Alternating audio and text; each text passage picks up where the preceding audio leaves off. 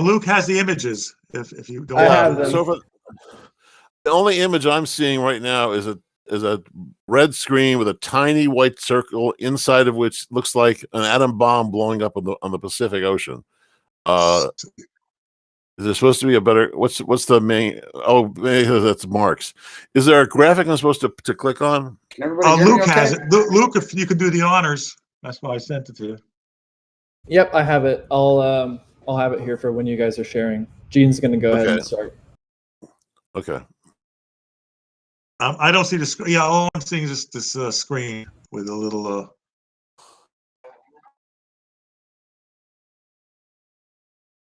Hello.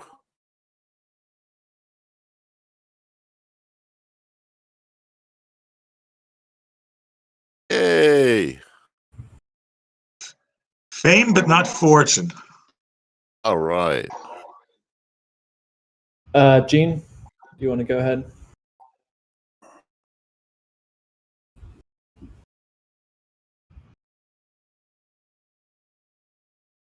Luke, would you and Jason unmute for a minute so we can make sure the audio is working? Good morning. Good morning. Hello. Hello. Hello. Hello. You guys hear me okay? Hello. Yes.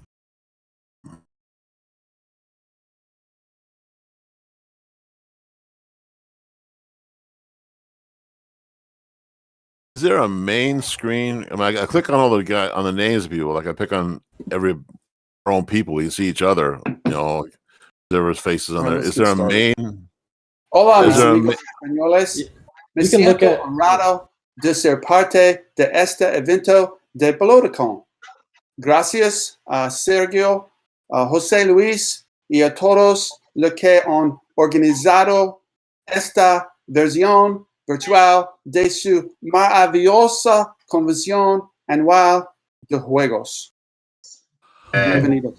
Adelante. Hey. I can't High school hear Spanish. or see High anybody school else Spanish. right now, so I'm going on faith that you can actually hear this. High That's school about Spanish. the end of my Spanish, but I wanted to honor our Spanish hosts the best I could with my poor Spanish to thank you and welcome you all here. I'm going to spend a few minutes this morning telling you about the state of GMT and where we are right now as a company. Hang on just a half sec. Hey, there you are.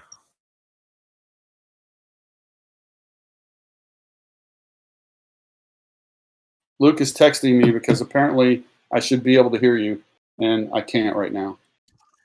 I can hear you. Gene. Which means that I've done something technically wrong, which is not a huge surprise.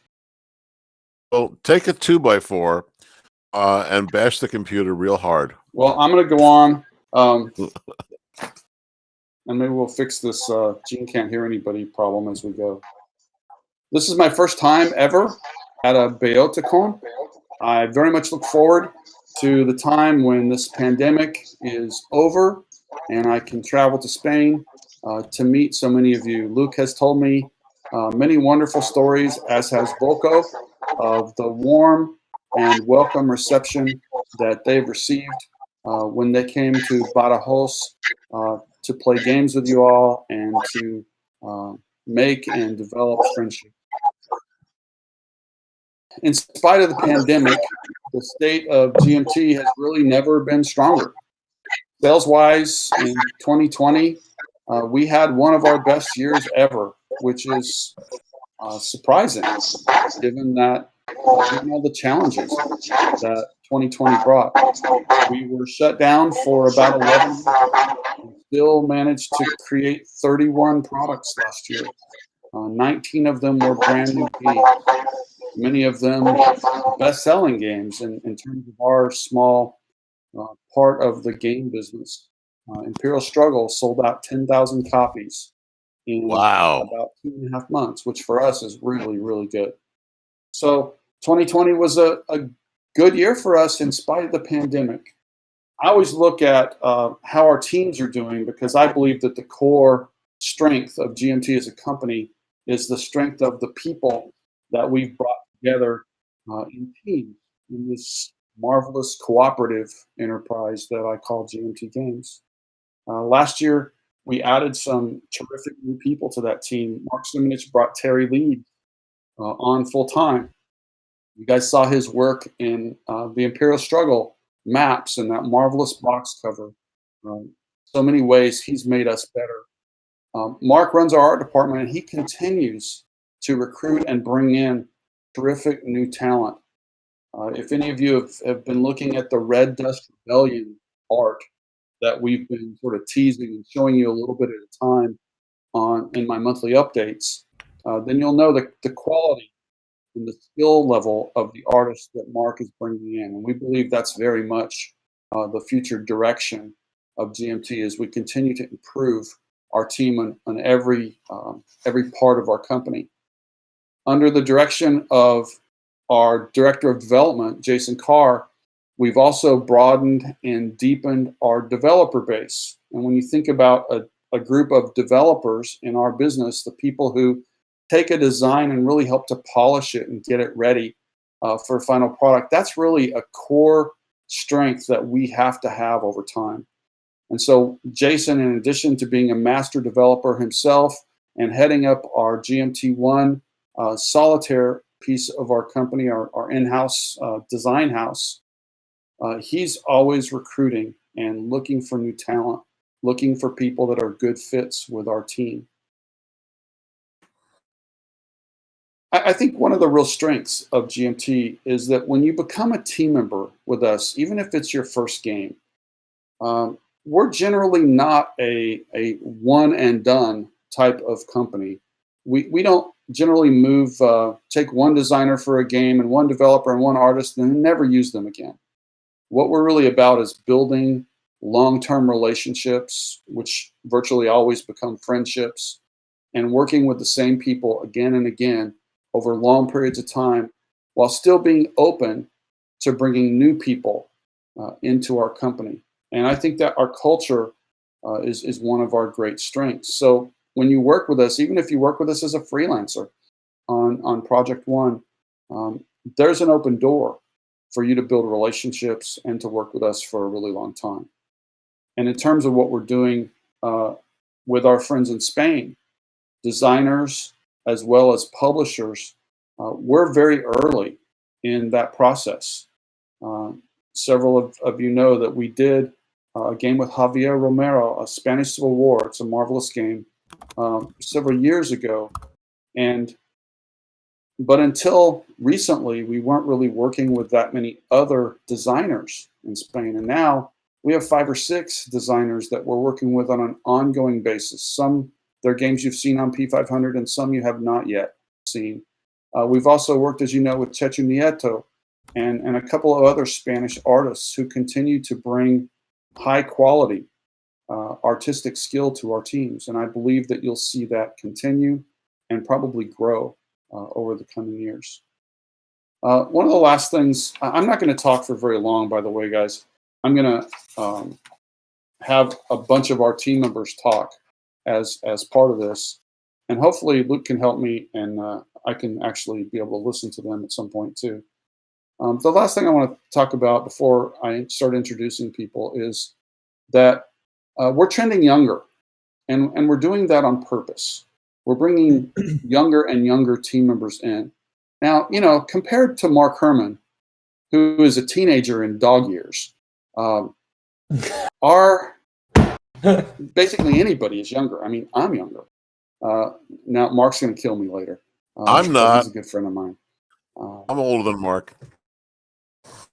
What I'm talking about is I've been doing this for when I stop 30 laughing, years. I'll get even. Bye-bye. And Mark longer than that, and many of our team members longer. So we have the good news is we have a lot of experience with games that helps us continue to make them better and better. And the other piece of good news is that I still love this. Tony Curtis loves this. Mark Simonich really enjoys his job. Mark Herman loves creating new and challenging games for you, and so does so many of the other names that you see on the list there of attendees here today. But we think it's important that as, you know, I think what maybe Tony and Mark and I should do is we should take all this vast amount of amassed wealth that we have created from making war games in our lifetime, and all buy our own private islands and just retire. So that's, you can make your own judgments as to whether that's likely to happen in our business. But when it does come time for us to retire or move on, we want to make sure that we have a strong core of younger team members who can continue to carry the GMT banner to bring great games to you guys for many years and decades after we're gone. And so my firm belief in creating sort of a youth movement in our company is that we don't want to wait until we're almost done to bring those people on. We want to bring them on now and have them walk beside us to learn what our company culture is like, and also to bring their gifts and talents and particular strengths to our company. Hang on just half a second.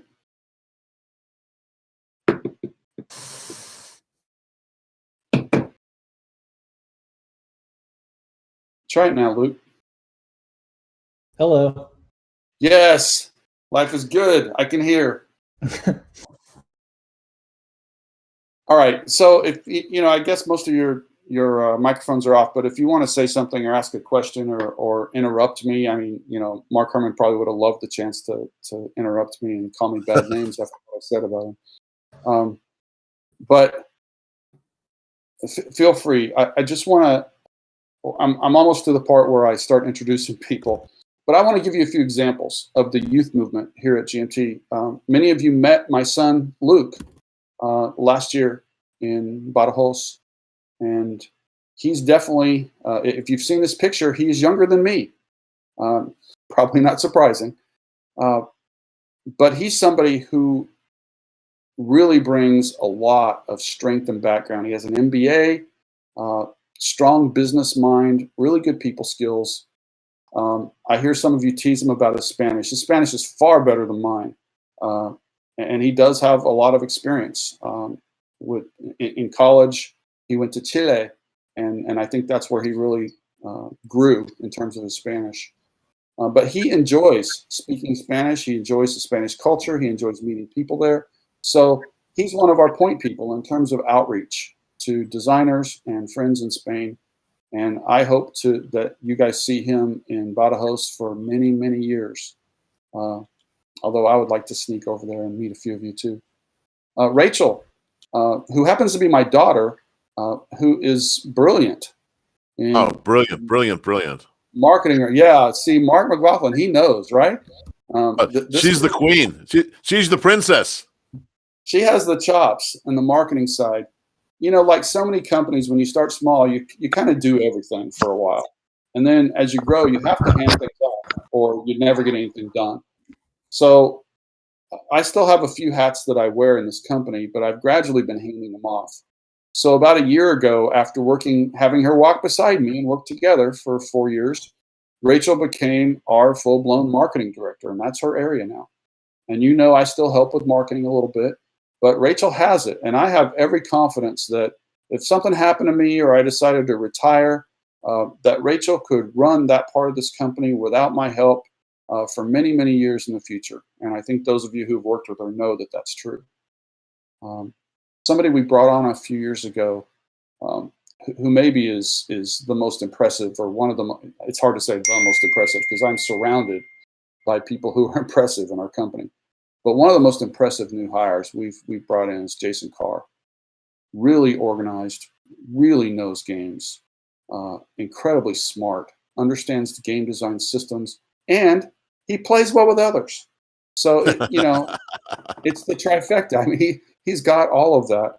And he has the skill that many at GMT do of attracting others who are like him. And I think, as I said before, that's kind of part of our culture. We want more people like Jason who are smart and dedicated and work well with other people. And so in terms of looking at the youth movement, he's, you know, at least 5 years younger than I am. And I think the truth is he's about 25 or 30 years younger than I am. But I'm going to make myself feel better. And let's say he's just slightly younger than I am. But that's going to help us long term. I'm sorry?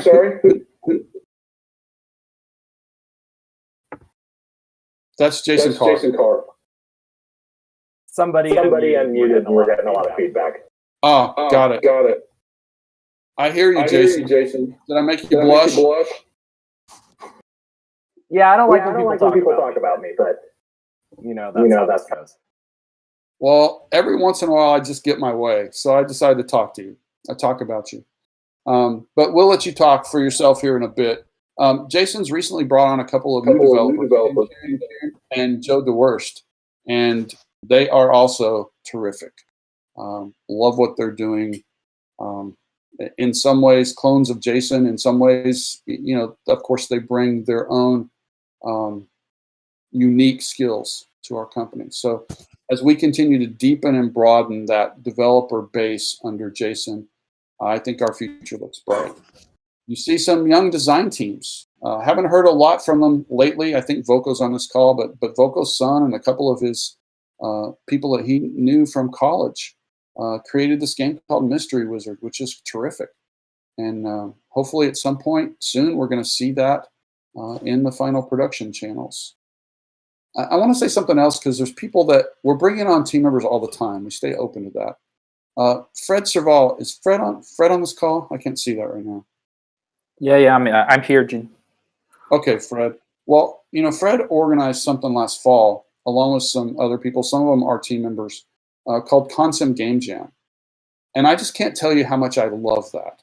The idea that you reach out to people who have experience in the game business and who don't have experience in the game business, and you create a weekend design challenge where part of the fun is that you gain experience. You get to learn about the process of design and development and creating art on the fly to create these projects. And the games that came out of there were so interesting. And I know that Voko and Morgan, the people that were involved in that, were blown away by how good some of those designs were. And in fact, some of them one of them's now on P500 for us, and another one's coming in a couple of months. So I love that as a way to develop design talent and experience. And so that's why we supported that, and we will continue to support it as long as Fred and the group want us or need us. So I love to support things like that in the game business. I'm going to switch over now and just start letting people talk who aren't me, because I'm bored of me by now, and you guys probably are too. But first, I've learned to read my texts from Luke. What I haven't learned to do is read them without looking like I'm reading them. Okay, so just, bear with me. Oh, there's a question. I would like to know if there are some Spanish game sales numbers of GMT games, and how is the market in Spain compared to the rest of Europe? Well, the first part is we don't generally share total game sale information or specific game sale information, but it is hard to tell because many of the games that are sold for us in Spain are sold, say, by Devir with Spanish language versions. So we know how many games they license. They might sign a license to print 2,000 or 3,000 of a title, and we don't really know what their sales are because they just pay for the license. In terms of our direct sales to Europe, I can tell you that direct sales to Spain are the second largest of any country in Europe, following the UK. Our strongest sales are still in the UK, but Spain is now second. And 10 years ago, that wasn't true. Spain was 5th or 6th. So we feel really good about we see the strength in the growing market in Spain, the enthusiasm of players there. And we're trying to do our part to reach out to you guys, not only to provide you games that are really good, that you like, but also to engage with your designers and developers and artists and companies that want to co-produce our games there in Spain, and just do our best to support the whole market there. So I want to get that question, and Luke's going to text me other questions, or he's watching the text stream, I think. But let me start. Morgan's on this call, isn't she? Let me make sure. I am. Morgan, okay. Why don't you go first? I know you have another seminar to go to soon. So why don't you start off with us and just let us know what you're working on right now. And just so you know, I'm not trying to make anybody go too short, but we've probably got about 5 minutes max for each person because we've got a pretty good list of team members here. And I don't want to keep you guys all day. Excellent. Yes, I try to be brief. Thank you, Gene. Yeah, big pleasure to be here at Bellota, virtually, if not in person. I know that the support for Pendragon in Spain has been amazing. I think it was the first non-English language version of the game. And so thank you to all of you who love the game. As you know, I'm currently working on my next design, which is Hubris, Twilight of the Hellenistic World. Again, there's been a lot of interest and some support as part of my playtesting team from Spain. Happy to report that so Kevin and myself, Ken Bernas, the developer, are doing very good progress. Essentially, the standard rules, so the free-player rules, are stable now. I mean, we obviously are still optimizing a few things, but these have been stable for some time. We're working on the free-player scenarios. These are looking good. Just concluded a round of testing for two-player rules and two-player scenarios, which have been, I mean, I'm very happy with them. Very little extra rules overhead. So that's looking good. And the next step is actually trying to put together some system to play full solitaire, because the game is very solo friendly since there is no hidden information. But I've got some ideas to offer a couple fully solitaire scenarios and campaigns, which I was not completely sure we could do initially, but I'm fairly confident we can based on what we did for 2 players. And so that's the next step. And as Gene mentioned, we've got a demo game with David Ilianes, who's one of my lead playtester, in about half an hour here at the con. So any of you who want to, I mean, we're full with players, but observers are always welcome. So please do not hesitate and have a look at how the game works, ask questions. I mean, I will be around for the next few days. Thank you. Appreciate that. And good luck with your demo game. Thanks. Ed Beach. I think Ed's on this call, aren't you, Ed? Now, but before you unmute, Ed, if you're here, he may be off doing something else. I'm not sure. But, you know, Ed has 2 main jobs, and both of them involve making me happy. So I love this. I love team members for whom that's true. His main job is designing more cool stuff for Civilization 6. And Civilization 6 is the game I play to relax. And I played the Civ series like many of you guys for almost 30 years. And so it's very important to me that Ed fulfill his obligations in that first job, but that basically are just aimed at keeping Gene happy. But the second is he is a terrific game designer, as you guys know, and has created Here I Stand, Virgin Queen for us, and worked with some of our friends in Spain to get Tanta Monta ready, which hopefully that will be produced later this year. And now he's working on Border Reavers. So I'd like to give the floor to Ed. And Ed, if you would, let us know what you're working on. Well, you'll be happy to know, Gene, that I've got 2 computers in front of me, and one of them is compiling Civilization while I'm listening to this on the other one. So you're in luck here today. I'm actually going to be really, really brief here because there's a whole dedicated hour-long Q&A session with me about my history in the industry and the projects I'm working on Sunday morning. So anyone who wants to deep dive into any of these topics can spend that time, and that's probably the better way for me just to redirect things. I also want to make sure that you get a chance to talk to Carlos. because what he's brought to the table with Tanto Monto is phenomenal, and it's really exciting to have a new product in the Here I Stand series. Eventually, I'm going to look towards pushing that series further in the future with covering the early 17th century. So I had not even had on my radar screen doing a prequel, and he's covered that very nicely for us. So I've really enjoyed the time I've spent with all the Spanish language members. I see several of them on the call here who have been participating in his playtesting. So that's been going very, very well, and that game's shaping up very nicely. All I'll say to kind of conclude things here is Border Reavers is also going very well. I want to thank Gene for really encouraging me to look real hard at putting a solo version into that game, because initially I was on the phone with him and I was a little dismissive that was going to make any sense.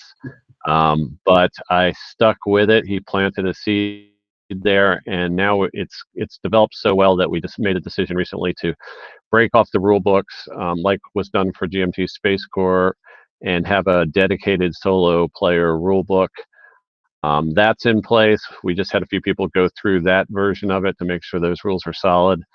And Border Reavers is pretty much ready to go at this point. So the art department is queued up for it soon, I think. So hopefully that gets some art resources applied to it very soon, so we can get that game out within the next year as well.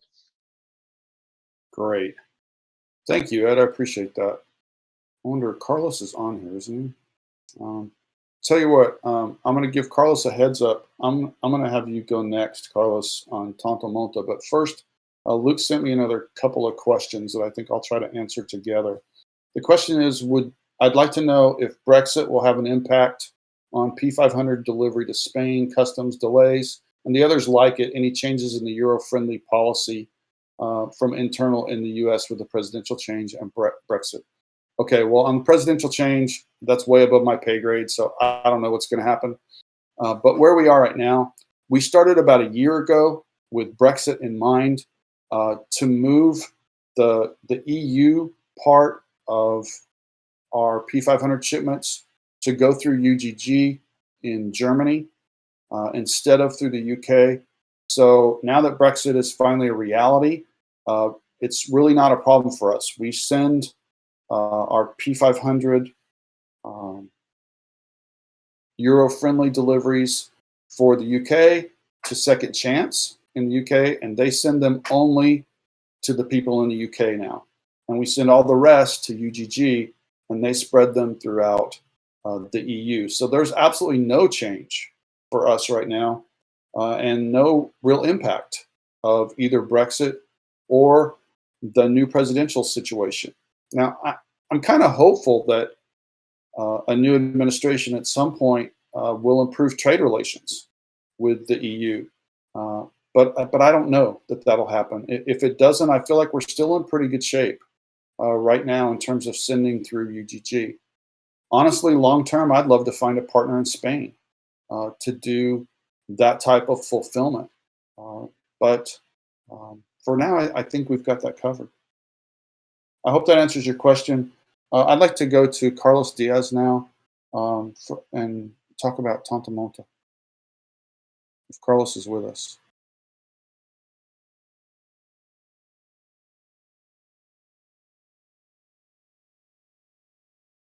Or maybe not. Okay, we'll hold on to Carlos. How about Kike? Is Kike here? Kike, if you're on, could you tell us what you're working on right now? Yeah, I am here. Good to hear you, my friend. Fine. Sorry, my computer had problem and I have arrived late. But I have stayed at the conversation about the only 10 minutes because my computer is out and I need another second computer for going to this reunion.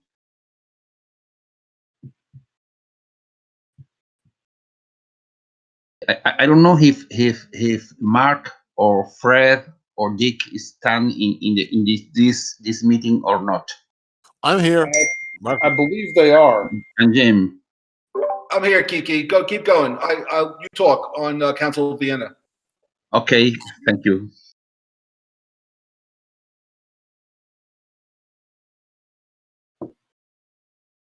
Can you any question for me or not?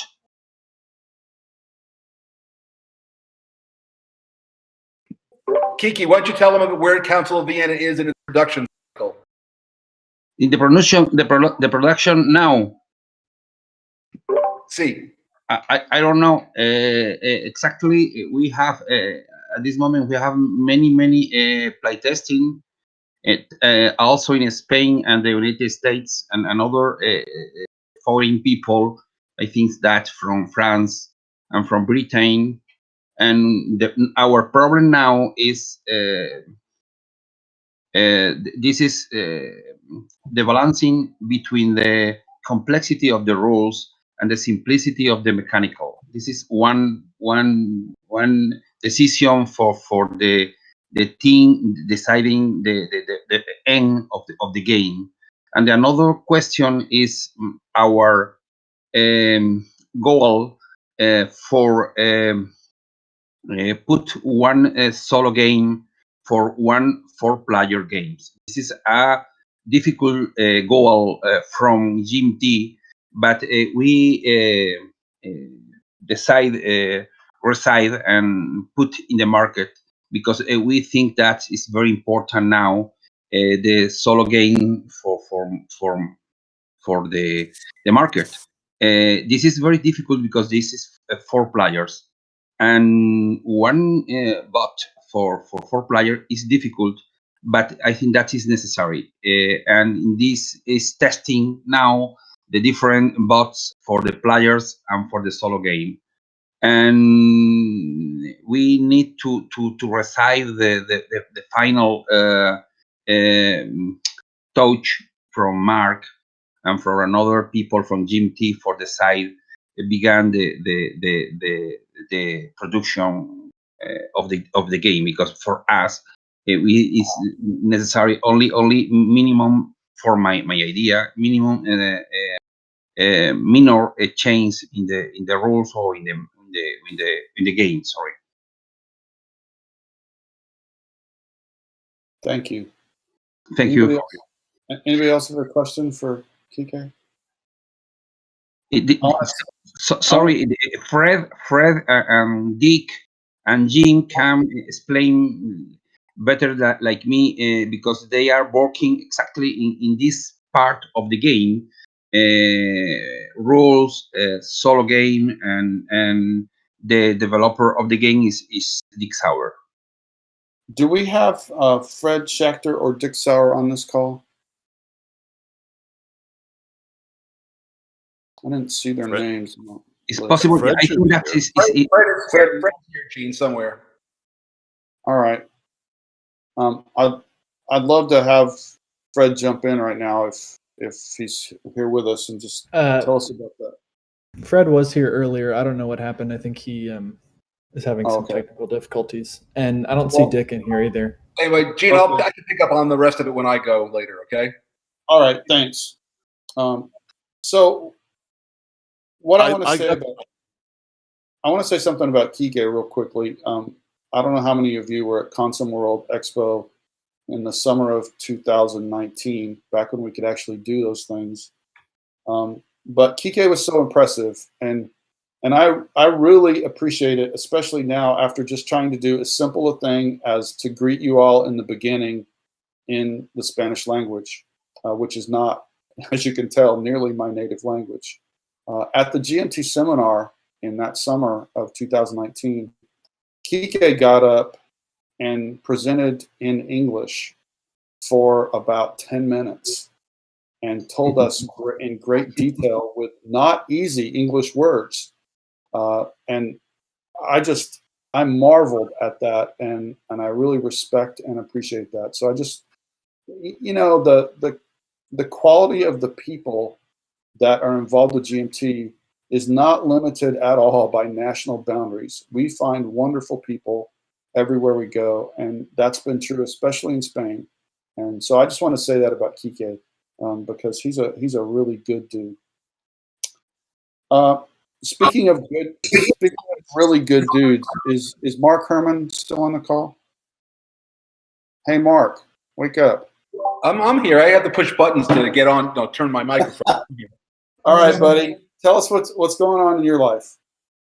Well, one of the I talked to my wife repeatedly about this, but I will one day I will come walking into Bellota Con, because it is one of my goals. Once this pandemic is over, one of my first stops is going to be Bellota Con.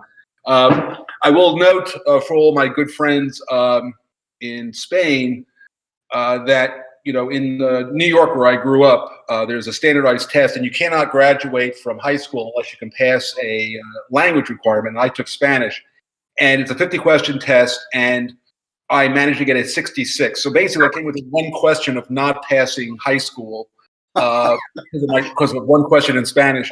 And my Spanish tutor, who had told me that she was very confident that I would pass, afterwards told me she didn't think I would even get a 30. So it was a good day for me to finally get my language requirement. So I will not hurt anybody's ears by trying to speak in Spanish. So let me first just start off. We just had Kiki on. So you should know that I literally have Council of Vienna is sitting, like, I have the rules right here. I've got the Vassal set was up earlier. And we're going to be playing, I think, later this afternoon. We're going to be playing a game of Council of Vienna. But I will tell you that the game's development, I think Fred and Dick have done a phenomenal job. It's well along its way. And I think to what Kiki was talking about with complexity is we've got a standard game and a war flavor game, I think is what he called it. And where you bring in more of the military dimension of the game, which I think will become very popular. But when I played it in 2019 with Kiki, I had said to him that we need to have a version that could be more easily absorbed. And so I think he's done that quite well. So anyway, I would say that Council of Vienna is well along, and it'll probably be moving toward art, Gene, within the next several months. It'll be getting ready for art, and you'll have to get a slot and all that kind of good stuff. I will also note that I'm very, very pleased. I think you all saw there is a real, no kidding, Spanish edition of Empire of the Sun. I have a copy. It looks fantastic. So it's really nice to not to just get an English game with translated rules, but to get a no kidding Spanish edition. So I hope you all enjoy it, and if you don't have it, I encourage you to get one, because I like to have our publisher in Spain benefit from all of his great work. So it really looks spectacular. I have one copy of it, and maybe my Spanish will get better if I play it on that version. The other thing, I think if you were on this thing before Luke yelled at me to get my stream off, I've got Pacific War is well along, and I will tell you that one of the nice developments, so basically the counters and the map are essentially done. Mark Simonich, who I think is on this, but I'm not positive, but as you know, Mark Simonich is the art director for GMT Games, and Mark and I have been friends for decades, and he calls me up and he says, I was looking at counters for Pacific War, and I showed him to a couple people. I don't really love them, and I said to him, Mark, if I was the art director of GMT Games, I'd do something about that, which is something that I've done so many times. And so Mark, as you know, is a very busy guy, but Mark, I get a call from 2 days later saying he's going to redo the counters. So Mark redid the counters for Pacific War, and they look spectacular. However, I just want to be clear how much work this is. Pacific War has 11 counter sheets.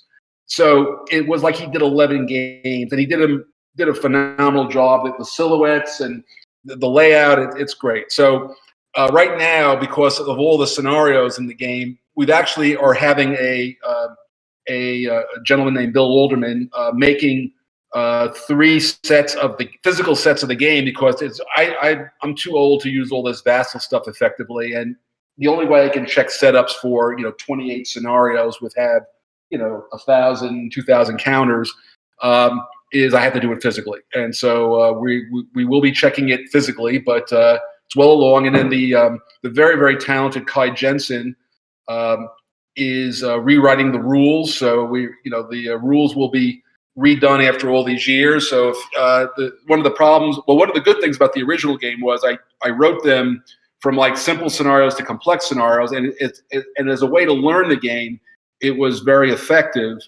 But the problem was that once you knew the game, finding any rule was very, very difficult, and even annoyed me. So what we're doing this time is you will actually get 3 rules booklets. There's one separate, every booklet will be a complete rules booklet. You don't have to worry about looking between booklets. So basically there'll be an engagement booklet, which is probably something you'll use once or twice, and then you'll never look at it again, but at least it has all the rules to play the engagement, the learning scenarios. Then there will be a separate booklet for the battle scenarios, which is like Coral Sea and Midway and all that good stuff. And then there will be a campaign strategic scenario booklet, which will go basically like a traditional rules booklet with, tied to the sequence of play, and has every single rule, and it'll be well indexed and all that. And then this way, once you know how to play the game, that's the rule booklet you'll ultimately use to find rules, but it'll all be in one place. So that's been a nice improvement. And then of course, all the graphics have been redone for the map and all that kind of stuff. So again, it's going to be it'll be a nice reprint. I'm looking forward to seeing it in print. I will tell you that if I realized how much work it was going to be, I never would have done this. But the game I did in 1985 is not the one I would have done today, but it is an undertaking. And what's interesting is the 2-year-old daughter of mine, who was around when I did Pacific War the first time, because of the COVID, she's living with me. And so she's around for the second time. So it's kind of nice, 36 years later, she is watching me finish Pacific War yet a second time. So that's interesting. I will move quickly along here. Who's that? I don't know what's going on, but I will continue. I'm working on Rebel Fury. If I could get the maps out of my map researcher, I would finish the game. He seems to have gone silent, but I will continue. But if anybody knows where Rick Barber is, see if you can get him to finish what we talked about. I'm also working on a sequel to Versailles with Jeff Engelstein, which is actually rather far along right now. It's called Triumvir, and it's a 3-player game of the end of the Roman Republic. You'll either be Caesar, Crassus, or Pompey, and you will basically, compete, over issues and the running of the Roman Republic at its close. And that one is we are at rules. We already have a tabletop simulator version of it, and so that one's moving along quite nicely as it is. And then lastly, you all know that Mark Simonich recently published his war on Gaul, which is a really spectacular game. If you haven't played it, you ought to give it a look. It's really, really, really good.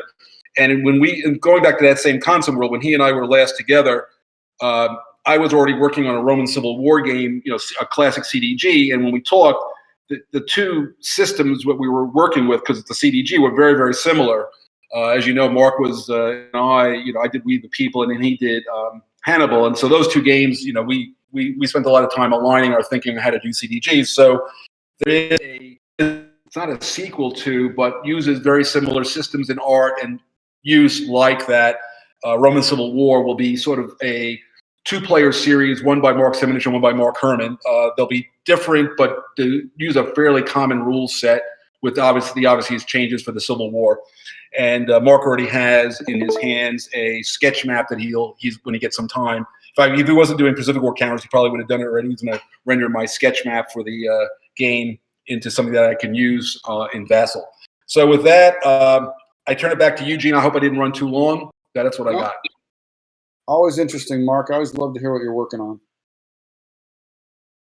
I got a couple of questions. I want to answer those before I go on. I'm just going to give a heads up. Is Carlos Diaz back yet?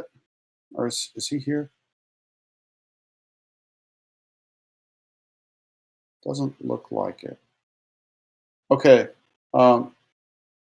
He's on the call, but not responding. Right. Okay. So, but Fred Schachter's back, right? Yes, he is. Just a second. So after I answer these questions, we'll give it to Fred Schachter. All right, Fred. After I answer these questions, it'll be your turn. Okay. All right. So the first question is: recently, Carlos Diaz made his dream come true, making the cut to his fantastic Tanto Monta. I second to fantastic in P500. So he will soon see his game released in GMT. What advice would you provide to Spanish designers or upcoming designers if they would like to release a game with GMT?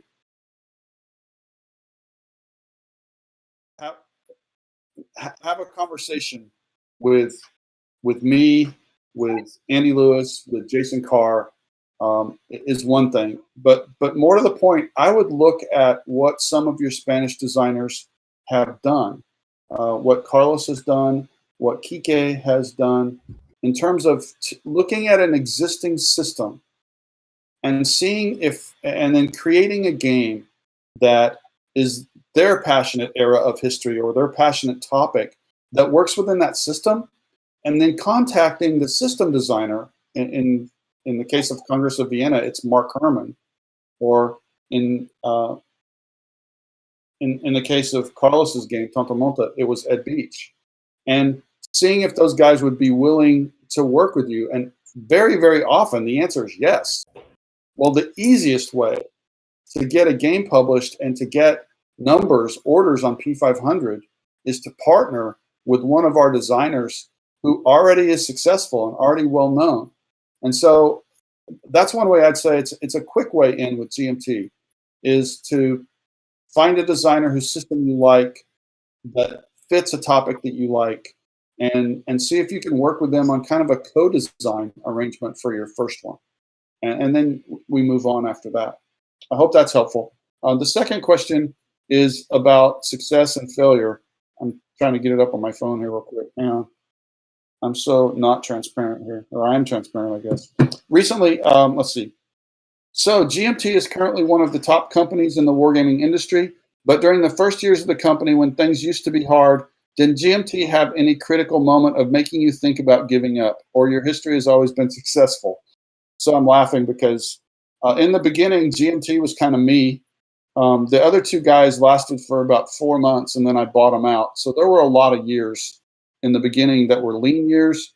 And yes, I'll say after I bought out the M and the T, I was a little discouraged. It wasn't fun breaking up a company, and we don't talk about that very often, but it wasn't fun. And I can remember going back to Memphis, Tennessee, where my wife's family lived, and going down and sitting by the Mississippi River and just having a conversation about myself, whether I really wanted to do this. And I kind of took that week away when we were back visiting her family to think about whether GMT was something I wanted to go forward with.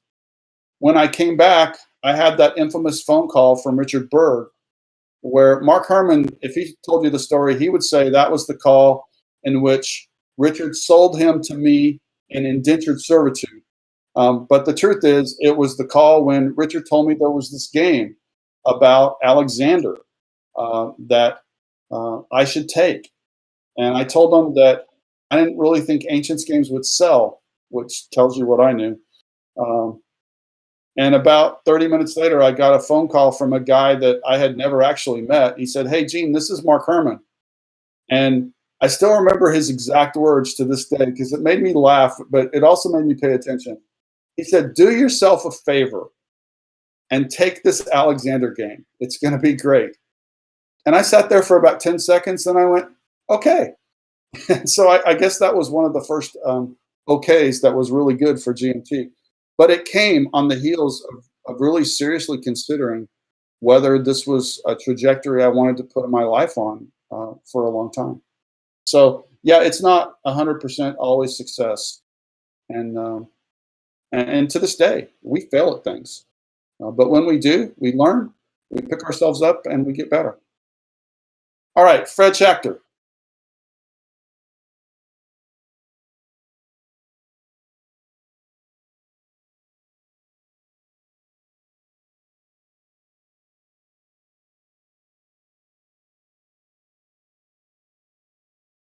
I'm here.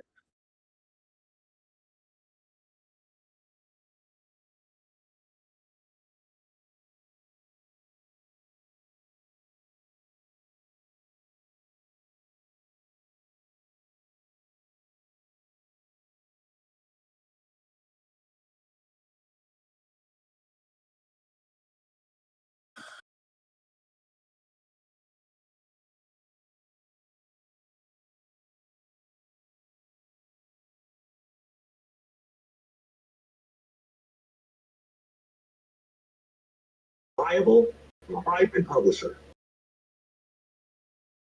Pardon?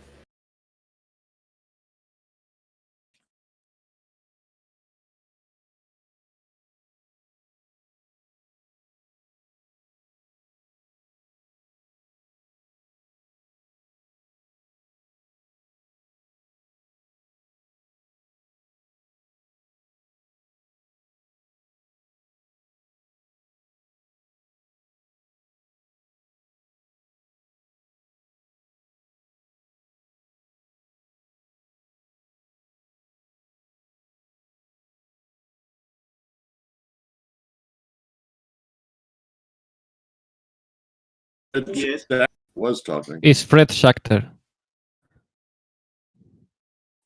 Yes. I want her perfectly, Fred. Can you hear me?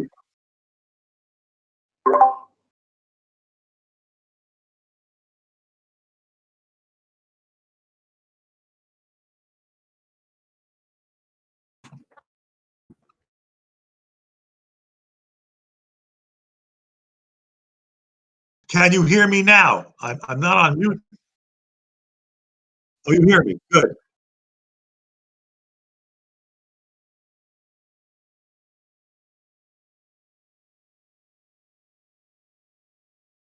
Okay, but you hear me now? Okay.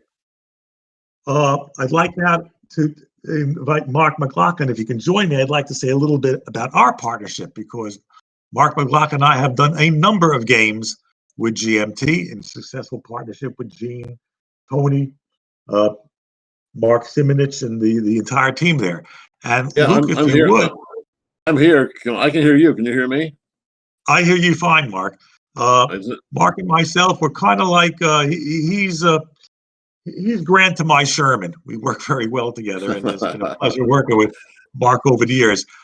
Actually, Luke, it's more like I'm Abbott to your Costello. And now, for technical reasons, we would like to go do a little aside because of our limited time, just to show everybody. And Luke, if you don't mind putting the image up of our latest cooperative game that we have in the P500, Ancient Civilizations of the Middle East. So, Luke, if you could, because you're more technically adroit than I am, put up an image of the map, and maybe Mark McLaughlin, you can go through a little bit about the design concept. Yeah, I have it up on my stream. I'm streaming the image right now if anyone wants to look at it. Yeah, we just Mark Mahaffrey just finished the map this week, and you can see he did some beautiful job with it. But Fred and I have been working with GMT for 19 years. This is our 7th game with them, and we've got more in the pipeline coming down. But yeah, this is again like our previous game, like Ancient Civilizations of the Inner Sea. There are 17 different civilizations in it. All the cards in it. We're getting a lot of feedback from somebody.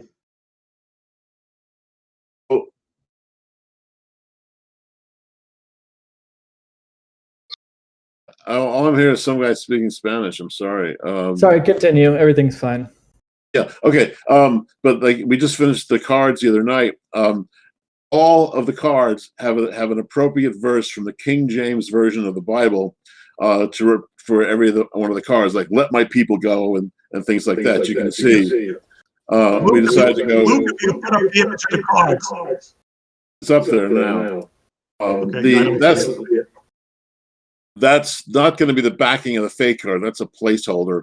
The backing of the cards is going to be just like an Ancient Civ. It's going to be the cover of the game. But again, it's full solo rules for every setup, every scenario. That means there's 24 plus different ways to play the game. You want to do 1-on-1 or 6 players or 1 person and a couple bots. Full solo rules, very easy solo rules. Just go down a chart. This is what you do. But this is 3,000 years of the Middle East, from Sumer and Ur and Akkad and Syria all the way up to Persia. You can do the entire campaigns of Alexander the Great. And considering that I'm writing a series of novels about Alexander the Great and the Greeks who fought him, the Persians who fought against him, because Alexander's not the Great in my books. He's a warmongering conqueror. But you can do the whole thing. You can conquer the Persian Empire or defend it as you want. Judah can be you can be King Solomon. You can be one of the pharaohs. You can be Cyrus of Persia. There's even Romans in the late game that can come in. So a lot of options. It's a game that keeps on giving. And if I could just interject, folks, those of you who are familiar with our previous game in the series, Ancient Civilizations of the Inner Sea, you will note in the map image there's differences. There's now terrain. You've got the green fertile areas around the Tigris Euphrates. You see mountains, deserts, and it's still an exciting game to play. We really had some fun back at the last WBC we were able to attend in 2019. we were able to teach the game in a matter of minutes to an experienced gamer because it's all based upon discs. And again, I would refer you to the GMT site for the game, where there is a wealth of information regarding this pending project. And it is very much an exciting game in the sense that Mark and Chris Vorderbrug, the two designers, have really recreated the atmosphere of the ancient times when you're really hanging on by your fingernails to try to survive with your civilization throughout the trials and tribulations of this historical period, which stretches for 3,500 years. Mark, anything else you want to add? You hear me? Hello? We can hear you. The problem is possible that is click in the phone. Okay. Yeah, You heard me. Can you hear me? Who do you want to talk to? No, I just This wanted is to ask. Mark McLaughlin. Can you hear me? Yes, Mark, we can hear you. Yes, Okay, we can. good. Thank you. Yeah, as Fred was saying, this has got terrain involved. So you have mountainous terrain where you get free strongholds. You get fertile terrain where more people grow up. You've got deserts where things can pop up for our caravans and oases. You've got a lot. Nice. Okay, my stream just closed. But thanks, Mark. Thanks a lot. I'm enjoying myself. Have fun in Spain. I wish I was there. Boy, do I wish I was there. It's 7 degrees in New Hampshire. I really wish I was in sunny Spain. Thank you, Mark. Thank you, Fred. I appreciate it, guys. You're quite welcome. Thanks. Okay. Just for everybody in here, I think it'll help. Just try to make sure your mic is muted when everybody else is talking. I think that's what's causing some of the problems that Sergio is finding for YouTube. All right. By the way, this is Dick Sauer. I wanted you to know I joined late because I couldn't figure out how to get into talk with you. I understand you were looking for me, you and Frank. So wanted to let you know I'm here. Dick, would you like to share with us for a minute? I'll mute and let you have the floor. All right. Yes, I'd be happy to. I'm new to developing games. It's the first one I've ever done. And working with Frank has been an amazing experience for me. A whole new career, just like going into teaching college, which I've been doing now for the last 4 or 5 years. But I've found that the work with Frank has been very rewarding. And he's an amazing guy as far as being able to not only design a game, but immediately after GMT helped us get a Vassal module up, Frank went in and he works the modules for GMT and for myself. And we started little, but within a year, we've got play testers all over the world. We even had a fellow in Australia for a while, but except for the time differences, it just didn't work out. But we've got play testers on both coasts in the middle of the United States. We have them in Spain. We've got them in France, Germany, Great Britain, and several of these people are excellent designers and contributed immensely to our efforts. In addition to that, we have Jim Goot, who is a computer type guy that does statistics and that sort of thing, and he's been working with Frank to try and create some bots that are more creative and different, maybe more easy to work with. And then what we found out was that Frank can take those Excel spreadsheets that show all of the interactions, and he can create an actual piece of paper that you can actually follow and use in the box. So I thank Frank. I thank Fred Schlachter for introducing me to Frank. And of course, Mark Herman's been a tremendous encouragement and help as well. So I'm not going to take up any more time unless anybody has any questions to ask on the game itself.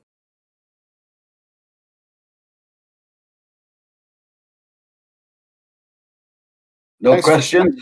sharing, Dick. I really appreciate that. Back to you. All right. Thanks. Thanks very much. I can't wait to be able to go down to Content World Expo again and see you. I don't know about I you feel guys. I feel the same way. I don't know It about was the rest of fun you, but before. I miss conventions. Yes, Man, yes, I this miss is them. Fred. I second that sentiment, Gene. It was great being able to get together with everybody back in 2019, which now seems like ancient times pre-pandemic. Yeah, hopefully soon. Just for those, we're no way we can have a GMT weekend at the warehouse in April, but we are planning for October and hoping for October. So maybe that's the first one I'll get to go back to. Let's go on. Fred Serval, are you still on the call, Fred? Yep, I'm still here, and I can talk a bit about the stuff that I'm working on, and then I would probably have to go to Morgan's talk, because if not, she's gonna be mad at me. So Okay, that sounds great. Yes. Thanks, Fred. No, but I'm gonna. So right now we're working on finishing Red Flag over Paris with Luke, Jason, and Joe. We're getting pretty close to having the game being finished. Mostly what I'm working on right now is the playbook. So it's really the final touches to the game. And actually, I wanted to react to something that you said, Gene, earlier around the GMT, working at GMT experience, and the fact that it's a lot about collaboration. And I will say that it's my first design. It's the first time that I go through that process. And I don't know if it's the same with other companies, but I had a huge amount of fun doing it with GMT because of all the people that you get to meet and interact with.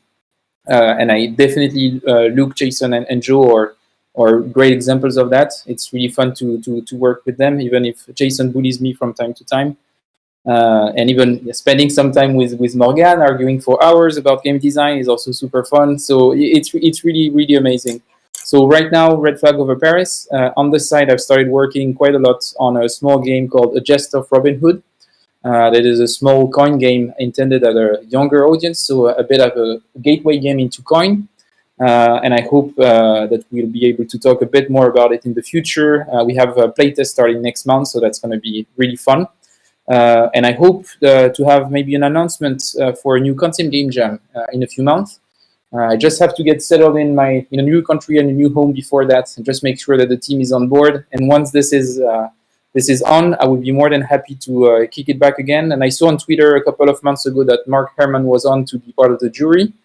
And if he's still interested, I think I just have the theme for him. So I'll probably reach out in a couple of months and start talking with you guys about a new edition of the game jam if everyone's on board. Sounds good to me. Perfect. Awesome. Great news. And that's it for me. Thank you so much, Fred. I appreciate that, and good luck with getting settled soon. We really appreciate what you've done with Red Flag, and I look forward to lots more games with you. I will I will try to provide a lot of games in the future. That's definitely an objective, so that's great to hear. Cool. Jason, you want to tell us what you're doing and maybe introduce some of your development helpers or your other developers? All right. I would love to. So hi, everybody. I'm Jason Carr. I'm one of the developers at GMT. I guess I'm director of development at GMT, so that's a thing. I want to talk about a bunch of stuff, and I'm going to try to move quickly so that I can cover a lot without taking up a ton of time. So the first thing I wanted to talk about was GMT1. So those of you who are subscribers to the GMT newsletter, and if you aren't, you should be, saw the announcement this month of GMT1, which is our in-house design studio supporting solitaire modes for multiplayer games. There was a great article on Board Game Geek this morning about GMT1 from Candace, who's the wargame editor there. And it's just been very well received by most of the communities around GMT. So what we're trying to do with GMT1 is support designers who make multiplayer games with solitaire modes to make those solitaire modes the best as possible. some examples of things that we've been working on lately are new bots for coin games. So those of you who have played Gandhi have used the system that Bruce Mansfield came up with to streamline that bot process for coin games. We extended that to work with Fire in the Lake, and that'll be in the upcoming Fall of Saigon expansion, which is getting closer and closer to being done. We also want to extend that to some of the other volumes in the coin series. So I'll go ahead and say what I think the next one's going to be, because I know that there are actually people working on it, which is Cuba Libre. So that's an ongoing project and is an example of the kind of things that we want to do with GMT1. Another example of the kinds of things that we want to do is the CDG solo system that was announced this month, which is a GMT version of Stuka Joe's system. I know Stuka Joe is here, so I just want to say thank you for designing that and for everything you've done for the community. Thank you, Jason. Yes, thank you. With the CDG solo system, we wanted to take it and make it professionally printed and give people really high quality components to go along with the really high quality gameplay. But we didn't want to take that system away from the community. So one of the things that we committed to when we licensed that system was making all of the GMT version of it available free for print and play. So those of you who want to make your own version of it will be able to use the GMT system. Nothing about it is proprietary. It doesn't really belong to us. We're just making a printed version of it that is professionally produced and very nice and fun to use. And that's the kind of thing that we want to continue to do. I want to tell a little story about how that project came into being, because it shows off some of what GMT1 is about. I think some of you have played Illusions of Glory, Perry Silverman's Paths of Glory game. He emailed me and said, I would really love to enable solitaire play for this. How do we go about doing that? And I immediately thought of Stuka Joe's system and getting a tweak sheet for that. But as I thought about it more, I thought, there's actually a lot of CDGs that don't have official tweak sheets. Could we partner with somebody, in this case, Stuka Joe, and build this as an official GMT supported product? And that's the approach that we want to take for all of the games that we work on. Is we want to partner with the designer and build in solitaire play, generally from the ground up, but also figure out creative ways to enable solitaire play in games where bots just aren't feasible. And so there's a lot of different avenues that we're going to go down for that. One person did ask, are we likely to spend time adding systems to games that are already printed? The answer to that is maybe. We want to be opportunistic and we want to add solitaire systems to games that people really love. But we're not going to redo any systems. So there's a lot of games out there in the market that already have solo systems that are really well supported by the designer. We are not going to come in and say, well, now GMT1 is going to make an even better one, as a general rule. The coin games are a little bit of an exception to that because of how well received the new bots were. But people ask a lot about, for example, Labyrinth. I don't know that we have too much of a plan to go back and redo that. So I want to talk about a couple of projects that are coming up. We announced solo systems for Harold Buchanan's Flashpoint South China Sea. We announced a solitaire system for Fred Serval's Red Flag Over Paris. These shorter card-driven games make really great solitaire experiences because you can play them many times. I know Joe Dewhurst has been forced into playtesting South China Sea and has probably played a dozen games at this point. And you can play in 20, 25 minutes, and it's meaty enough that you can turn around and play it again and try a new strategy.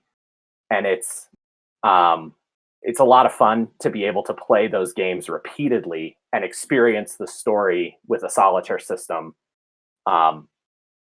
in different ways every time that you play. And so that's the kind of experience that we're going for with these shorter games.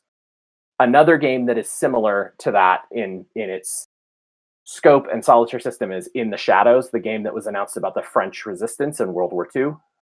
Joe Schmidt is designing the solitaire system for that and is really focused on telling the story of the different parts of the French resistance through solitaire play and actually bringing a story to the game that you can only experience if you use the solitaire system. If you play 2-player, that story is a little different, and it's still really good and really fun, and it's a great 2-player game. But we wanted to make sure that the solitaire game wasn't just a bolt-on to the multiplayer game. It wasn't just an afterthought, but that it was something that was designed intentionally for solitaire play. I have a lot of other games that I'm supporting, so just quick updates. Tank Duel is continuing apace, and we will be hopefully getting that to the printer pretty soon. The North Africa expansion adding dust, heat, lots of new tanks, new infantry rules, new anti-tank and all great. And Mike Berticelli's here and an update on that later. We're also working on coin stuff. So there's a lot of coin series things that are happening. If you're not part of the Coin Series Players Club Discord, I would invite you to join there. There's several hundred people there who are always scheduling games and playing a lot of different coin games, both GMT coin games and community designed coin games. So there's about a dozen community designed coin titles that are either being play tested and prepared to pitch to GMT, or are just community designs that people did for fun. And then there's definitely a very strong pipeline for coins. So in addition to the 3 volumes that are on P500, People Power, China's War, and Red Dust Rebellion, we're considering a bunch of new designs as well. One of them is from the Consim Game Jam, which somebody asked if we were going to be publishing more games from the Consim Game Jam. We're looking into that, and we hope to announce some stuff on that pretty soon. We're also looking into ideas about how we stretch the coin series and take it completely different directions. So one of the games that I've been looking at lately is a multi-pack of smaller coin conflicts centered around the British decolonization and the conflicts that sprang up around that. We're excited about the possibility of taking the system in places it's never gone, because 14 or 15 volumes in, you need fresh ideas and you need new things, and we're definitely seeing that from the community. So a lot of exciting things are coming from Coin as well. I'm going to go ahead and just stop talking now because I've talked a lot, but if anybody has any questions, I'm happy to answer them in chat. And if you have any interest in working on solitaire design specifically, I invite you to reach out to me. I'm always looking for designers who are interested in doing solo systems. Thank you, Jason. I want to pop back to Fred for a minute on Red Flag. There's a question for you, I think, Fred. Go ahead and answer. So I think the question was from Miguel about playtesting, right? I don't know, Miguel, what you were, just to make sure what you were asking. I mean, Fred, that playtesting during your testing games, if you are going to record any of these games and to prepare some videos for the rest of the people. Oh, okay. So so I haven't planned to do any of this, and I actually plan to put my YouTube channel on pause for a while. I still have a couple of videos to finish. I have an interview with David Thompson that is going to be released, one with Scott Moore, and one about the Italian wargaming community that's going to come up that I just need to finish to edit. And then I'm not planning on recording any new videos. But I guess that I might do an exception when the physical copies of Red Flag Over Paris are going to come. Maybe not about playtest specifically, but just maybe a better produced video with final content, final components, just explaining a bit how the game works. So I would very probably make an exception for Red Flag Over Paris release, and maybe at that time I will reevaluate. Do I want to go back into the whole YouTube thing, or will I keep it on pause? But you can expect a Red Flag over Paris video, or maybe a couple of them to come when the copies will be out of the printer.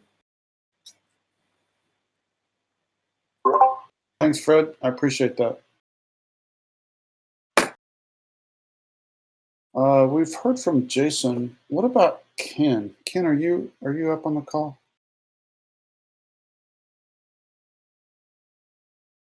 Yeah, Gene, I'm here. Yeah, why don't you tell us what you're working on? Man? Sure. Yeah. So for those who don't know who I am, I'm one of the new staff developers for GMT. And the two recent projects that just hit P500 for me was the CDG solo system, which I got to participate in developing that with Stuka Joe. And then also I've been working on Prime Minister. So those two games are my most recent development projects.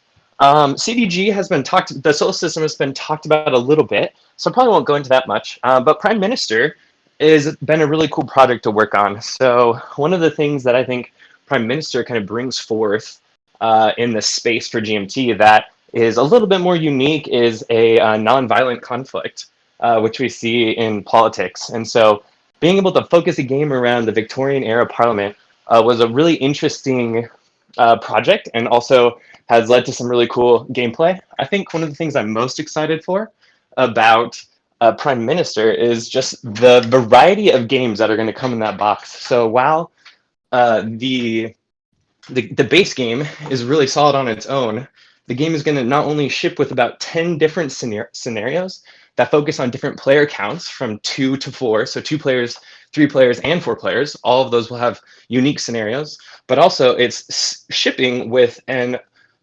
AI bot deck, which the designer Paul calls a clockwork opponent.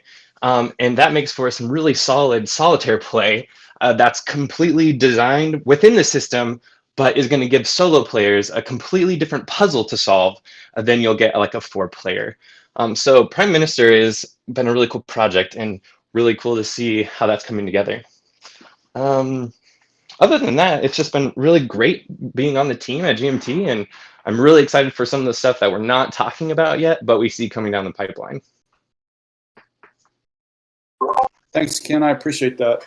Yeah, like you, I'm very excited about some of the things that are on the way.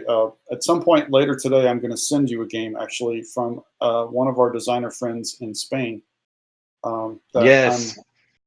I was love really, seeing new games.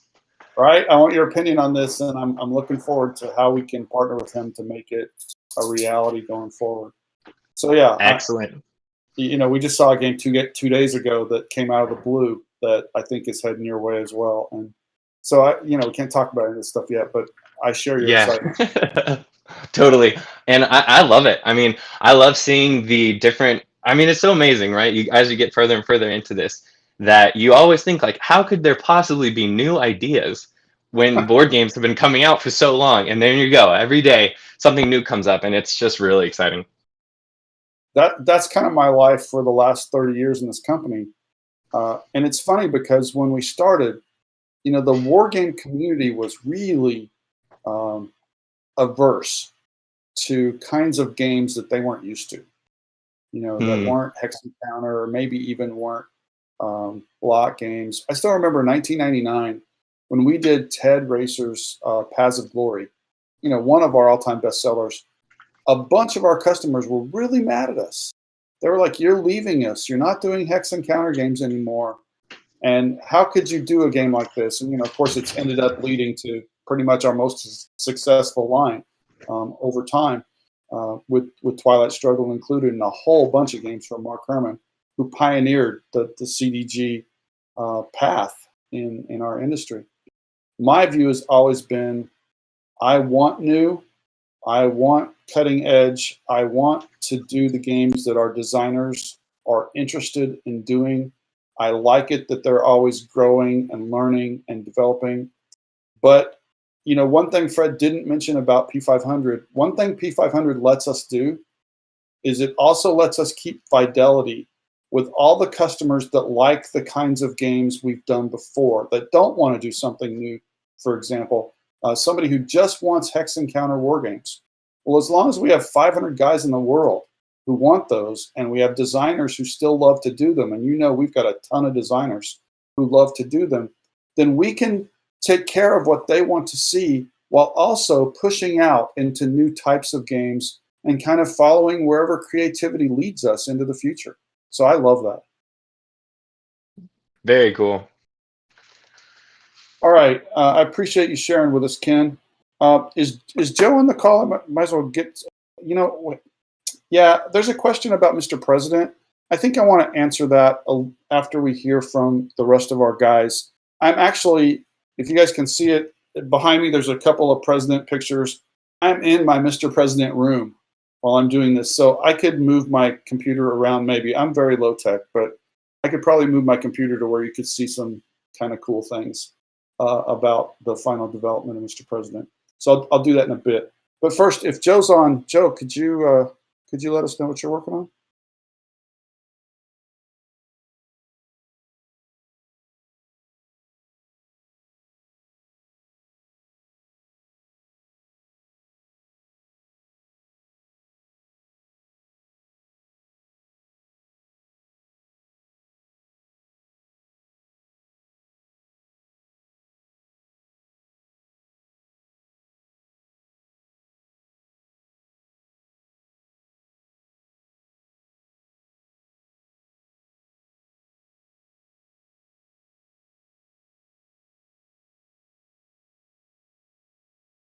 Sergio, is Joe.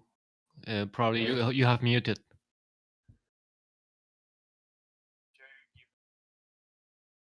It's Joe Dewhurst. I can hear Joe just fine.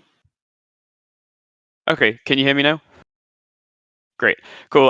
So I'll start that again. I was just saying thanks to Gene and to Jason for bringing me into this great team, and I wanted to say thanks to Jason in particular for being a great mentor and really helping me and Ken get up to speed with how development works in general and at GMT. So that's been really fun. I've so far mostly been working with Jason on some of the ongoing coin projects, and beyond that, some of the solo bots for these other games. So I've been playing a lot of South China Sea solo, as Jason mentioned.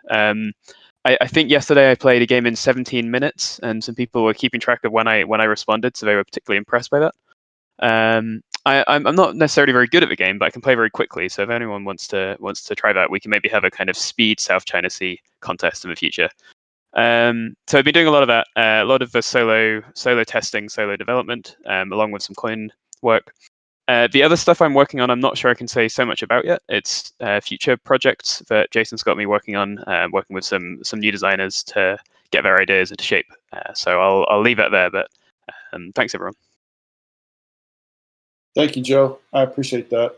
Yeah, we're talking a little bit about new projects, but not in too much detail right now. And that's kind of the way we like to keep it. We like to wait until we have things really ready for P500 and show you guys as much detail as we can at that point with something that's really in near finished shape. I think Mike is still on the call. Mike, you want to tell us about Wolfpack and anything else you're working on? Sure. Thanks, Gene. And hello, everybody. My name is Mike Berticelli. On the development stage, I'm working with Gene, with Mr. President. Like he said, he's going to say something about it here in a little bit. And yeah, all I can say is, man, that's a game.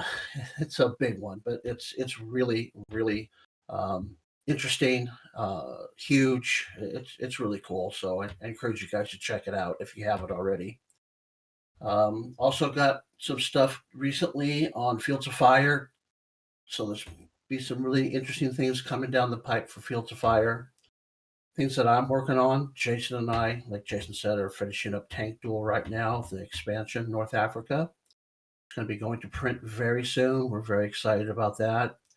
And the next expansion in that line, of course, will be the West Front. And in that, we have a very large single-player campaign system that I'm super excited about. It's pretty far along in development, and there's a great backbone to it, so very excited about that. Then the other one, like Gene mentioned, was Wolfpack, the North Atlantic Convoy Struggles.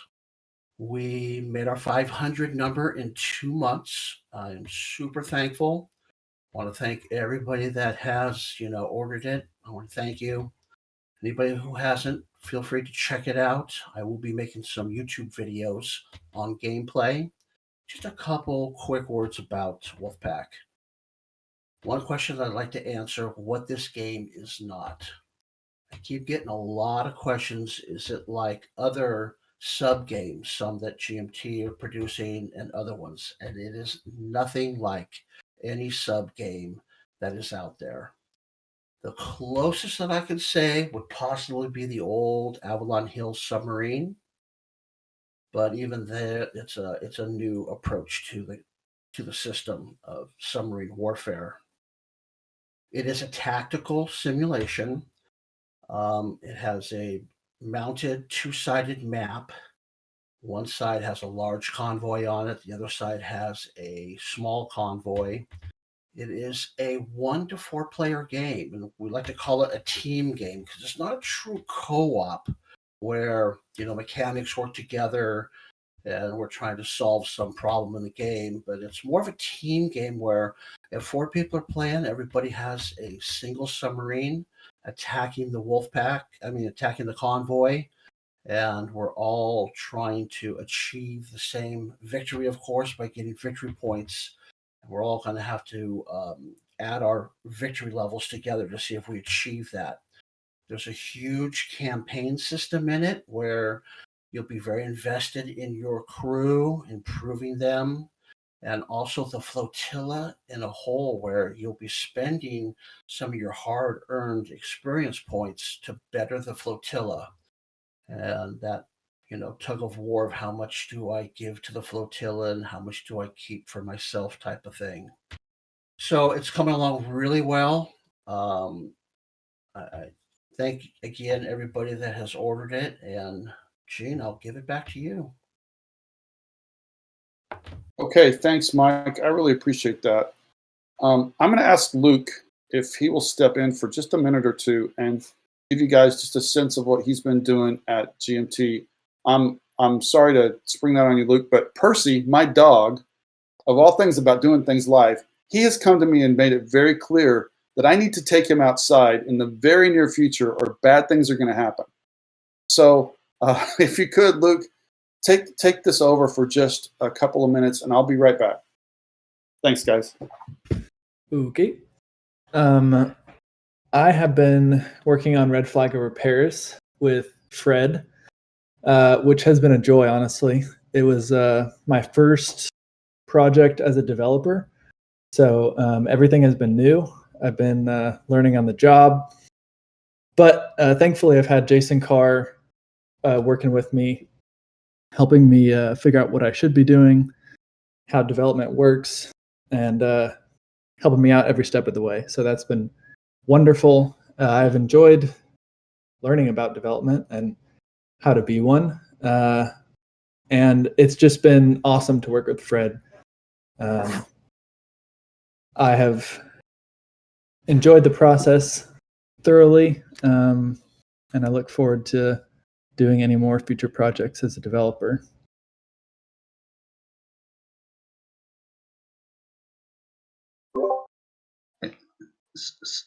Sorry, Luke. I want to talk about the bots for in my case for Congress of Vienna, because the difference is between for one multiplayer game for the Congress of Vienna is for 4 player. One idea is build a bot for 1 player, because it's normal. Not 4 player is possible all the time. It's possible 3 or 2, and another is a solo game. And for us, it's very relatively easy to build a bot for 1 player. But the pass for 4 player to solo game is very complicated. And if you want, Jim Good can explain the problems and the success in our pass from 4 multiplayer game to solo game, if you want.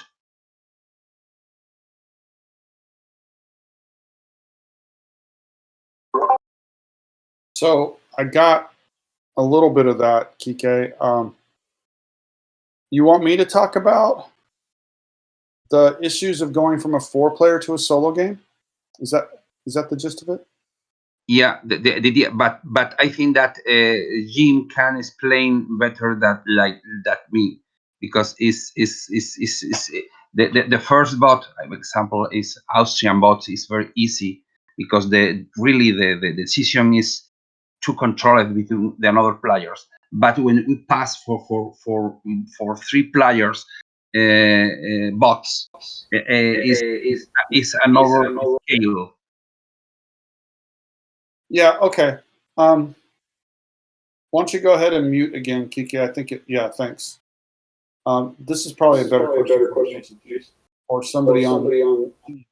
Well, let me give you my take on it real quick. Jason, if you want to jump in, feel free.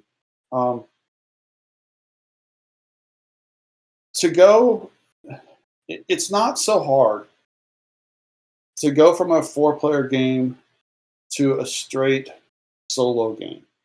I mean, a lot of us who played those kind of games for a long time we can do it in our heads. We know how to play multiplayer games in our heads. It's not the same, and you don't have the same challenges, but we can do it. Creating a solo system so you can play against the whole game is one level of difficulty, and it's not an easy thing to do. But when you have to create a bot for every single opponent so that you can play that game as 1-player, 2-player, 3-player, or 4-player, which gives gaming groups maximum flexibility, the level of difficulty really ramps up, and especially with games like many of the games we're doing now that are asymmetric. So the sides have different abilities, different victory conditions, where player A's turn looks a little bit different than player B, and so on. So we find that very difficult, and it's frankly one of the reasons that GMT1 exists. Jason, you want to add anything there? I think you got most of it. I would say the principles that we are working on for GMT1, and I'll say I have a set of values that I'm working on creating some blog posts about that will explain what you can expect from GMT1 bots. Those values really center around telling the same story that the multiplayer game is telling, or telling a story that is itself compelling in the solitaire play. What tends to be a problem, like Gene alluded to, is designing a game with 4 different players where 3 or 2 or 1 of them would be controlled by a bot. The story starts to break down. And you're not actually playing the same game anymore. You're playing a game that has a different narrative in a way that isn't very satisfying. And so we want to make sure that the bots that we design to put into our games enable gamers to experience the story that the designer wants to tell, and to do it in a way that is compatible with the game design. And what I mean by that is, I'm just going to use Fred Serval's game, Red Flag Over Paris, as an example. If Joe and I were to sit down and play Red Flag Over Paris, we both know the game very well. It would take us about a half an hour to play. If I design a solitaire system that makes the game take an hour because it's full of flowcharts, that is not a satisfying experience. It takes a story that's meant to be a 30-minute story and turns it into a 60-minute story. And I'm sure we've all watched a movie that went on for 20 minutes long. You know that isn't a fun experience. So we want to design bots that are simple to run, that are quick to run when the game is simple and quick. But for a longer game, you have a lot more flexibility and freedom to make more involved solitaire systems. You just have to keep in mind that if the player is playing a 4-player game with 3 bots, they have to do that bot process 3 times. And that can be exhausting. And so that's where Bruce's design for the bots in Coin has been a big success, is that they're just a little bit quicker and a little bit easier to run, which takes away some of that overhead. And that's why games like Congress of Vienna have a unique challenge in trying to put 3 bots into a game against a player at the same time that they want to enable 2 bots against 2 players, and so on and so on. Thanks, Jason. I think that's great. It's one of the reasons this going shorter. We all have different time frames, feel differently when we sit down to play games. The Coin series, for example, Voko's one of my favorite people on this planet. Hopefully he's going to talk to us in a minute or two. Um, those flowcharts that he created were amazing and are amazing for what they are. But sometimes I don't want to work that hard, and I don't want to have extra time in my game, and I just want to play quicker. So I just play the best I can play for each side, and that's my solo system that works for me in that way. But then there are times where I really want to have a bot opponent, and I want to play, and I'm willing to give up a little extra time. I think, you know, what we all want with GMT1 is that we find the best of both worlds, the best we can get it. You know, less playtime, cool systems, but still a solid opponent. And I'm looking forward as we get better and better at that as we move forward. Okay, we have a question about digital editions, and I'll just say, I'll say a couple things. I don't get to decide what game we do next in digital editions. That's Playdeck's call. I love working with Playdeck. I think they're great. I wish there were 5 Playdecks in the world just like them that we could give lots of our games to, because I get frustrated that we only have a few out there. I appreciate that you saying they're brilliant. The credit to that goes to the designers of those games and also to Playdeck's people who are really good at creating good user interface and overall experience. So I can't talk about Combat Commander. I can't talk about future possibilities. I will say that Combat Commander is in the mix of future possibilities that we've talked about among a lot of other games. But what's next, Playdeck will announce when they're ready to announce it. So if you guys know 2 or 3, 4 more companies like Playdeck that you can put us in touch with, I'm all for that. I'd love to see that. Before I answer the Mr. President question, and I think we're going to be pretty close to the end at that point, unless you guys want to ask some more questions, I want to give Voco a chance to talk with us. Also, I just want to say, because I think Carlos is still here, Carlos, I think we're just not going to talk about those games that aren't P500 yet. If you want to share some information in general about working with GMT, you're welcome to. Carlos is somebody that we're going to work with, and we have some projects out there, but we're not ready to talk about them in detail yet. Carlos, would you like to talk at all? He's not in here anymore. Okay. All right. Sorry about that. Voco, you around? Oh, hi. Can you hear me? Yes. Wonderful. Well, so first of all, I just want to say how happy I am to be back at Bellota Con. I have my T-shirt on. You can't see since we don't have our cameras on, but I'm wearing it very proudly because there's a really nice touch of 2 acorn stars on my shoulder, which I take to commemorate my 2 previous occasions of attending in Badajoz. And so I'm just very proud to be here as a Bellota Con veteran, and just actually it's a joy and a triumph that we have one this year, and we're going to keep going and bigger each time. So congratulations to Sergio and the whole crew on that. I thought I would talk about a couple of GMT related things that I'm up to that are going to be occurring here at the con Saturday and Sunday, and leave it at that. So the first one is a project I've been working on and off for some years, which is Hunt for Blackbeard, which is a quick playing 2-player asymmetrical, be the pirate, hunt the pirate face off, based in the history of Blackbeard's last days in North Carolina in 1718. And some of you may know we had that on P500 some time ago, and it didn't get the response that we would like, and we took it off. And I think it's, for me as a designer, I take that kind of feedback very seriously. It's not just a matter of GMT's commercial plan, which is so wise, but it's a vehicle for feedback about how well we're doing with an offering. And it was I think in the end of the day, a really fortunate sequence of events to have gone onto P500 and come off, because subsequent to that, we figured out a way to make Hunt for Blackbeard I think, much more accessible and less of a pain to play. And I'm just very, very happy with the 2-player game, which has now been tightened and tightened and tightened, and I think works very well. And nothing's changed in that since last year. But now we're doing what we've been talking about a lot already, and that is answering Gene's call to make things solitaire capable. And kind of similar to, I guess, Ed, what you said about border reavers. I thought when Gene said, well, can you do a solitaire? And I'm like, well, maybe somebody can, but I can't, because it's a double blind. It's not just asymmetrical, it's double blind. And a part of the charm of the game is you're going up against somebody who knows stuff. You don't know what they know, and they don't know what you know, and so forth. And how do we reproduce that when there's actually nobody on the other side of the table?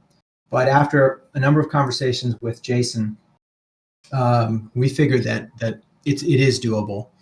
And I have to say, having worked now on bots for either side in the game over the last couple months, it's probably the most challenging design project from the point of view of just figuring out how to do some new things, or at least things that are new to me. And we have one of the 2 bots is working, in the sense that you can play it. And some older Hunt for Blackbeard playtest hands are trying it out, and also GMT1, Joe Dewhurst and others there have given it an initial go. We're in very early going, and the jury is still very much out whether the approach I've taken is going to work at all. But it's pretty exciting to be doing something that I thought would be impossible, and I think now will be possible. Whether we can pull it off or not remains to be seen. Depending on how that goes, then Hunt for Blackbeard might end up back on P500 sometime in the future. In the meantime, however, if you want to play the 2-player game, we have a very nice Vassal module, and designer David Thompson even made us a tabletop simulator. And I will be teaching Hunt for Blackbeard tomorrow, Saturday, 1,000 hours US East Coast, which I think is 1,600 hours Badajoz time. So if you want to join me for that, if you just want to see how does the thing work, we'll step through the whole game. The second project to talk about is my Levian campaign series, which is Operational Medieval. The first volume, Nevsky, I was very happy to have gotten, I think, very positive reactions, both from players and from critics and reviewers, to a new system for operations within the feudal system. And I think a lot of receptivity, broad receptivity, for something that is, not your typical mainstream topic. So in the sense of doing new things, and that there are still new stories to be told via board war games. I hope Nevsky is an example of that. And if you haven't had a chance to look at it, and you have some interest in Teutonic Knights and medieval Russians, I'll be teaching that game on Sunday as part of Levian Campaign Series Day for me. Sunday, 0900 US Eastern, or 1500 Badajoz time. The second volume in that is Almoravid. And for that, we're going to also have something later in the day and evening on Sunday, because Almoravid is right now in final art, and there is a lot of art going into it. And what's really cool about Almoravid is it's set in Spain in the Middle Ages, Iberia, in the 11th century. And the team of researchers and artists putting it together are some US folk, but mostly Spaniards. And so I think we're achieving a really distinctive look to the game. And so what we thought we would do is have a panel talk. Everybody can meet the artists if they don't already know them, and the researchers, and we can just talk about where we are, because it's basically in process right now in terms of the art for the designs and the Lord mats and the map and the cover and so forth. So hope to have folks join us for that conversation about Almoravid, Volume 2 Levian Campaign Series. That'll be 1400 Sunday US East Coast, or 2000 hours Badajoz. So those are just the things I wanted to point to that were GMT related projects of mine that we'll do a little show and tell of here at Bellota Con. Nice. Thank you, Volko. I got to see Al Moravid at Volko's, their second home apartment down in Williamsburg. And every morning I'd get up as we stayed with them, and Volko was already up over there with his light and all the tables set out, and one of the most beautiful playtest setups I've ever seen. But he was on it from early in the morning, so I can't wait to see that one finished. All right. Well, I'll show you a little bit about Mr. President. I really didn't plan a big demo here, any demo at all, so I'll just show you what my room looks like here. I don't know if I can do this with my MacBook. Luke, is this working? I don't know. The light is not great, so. Can you guys see that map? No, we have lost the view. It says that click FaceTime to resume. Doesn't like me anymore, post. huh? Yeah, okay. Is that better? Yeah, it works now. So I've got weird light coming in from the window. Can you guys see that at all? Yep. So this is the Mr. President map. And over there's a whole bunch of test counter sheets all over the map, which that's where we are right now. We're doing testing and proofing for final art. So there's the newest version of the counter sheets, the map, and in the background there you see stacks of Mr. President cards. I'll grab a few here in a second and show them to you. The light on this side of the room is not great. This is my Mr. President room where we get theme for presidents all over the place. And they're of both parties, just so you know, I'm not a party guy. And on the other side of the room, you know, we've got the oldest presidents and the newest presidents over there. We have Washington and Kennedy, and I love the picture of all the recent presidents up until Trump. And in the corner behind the door, there's a picture of the Kennedy assassination, which reminds me of the price of failure if I don't do a good job with Mr. President. That's what my wife says anyway. So let me show you a few cards. I don't know. This is going to be really bad, I think. Yeah.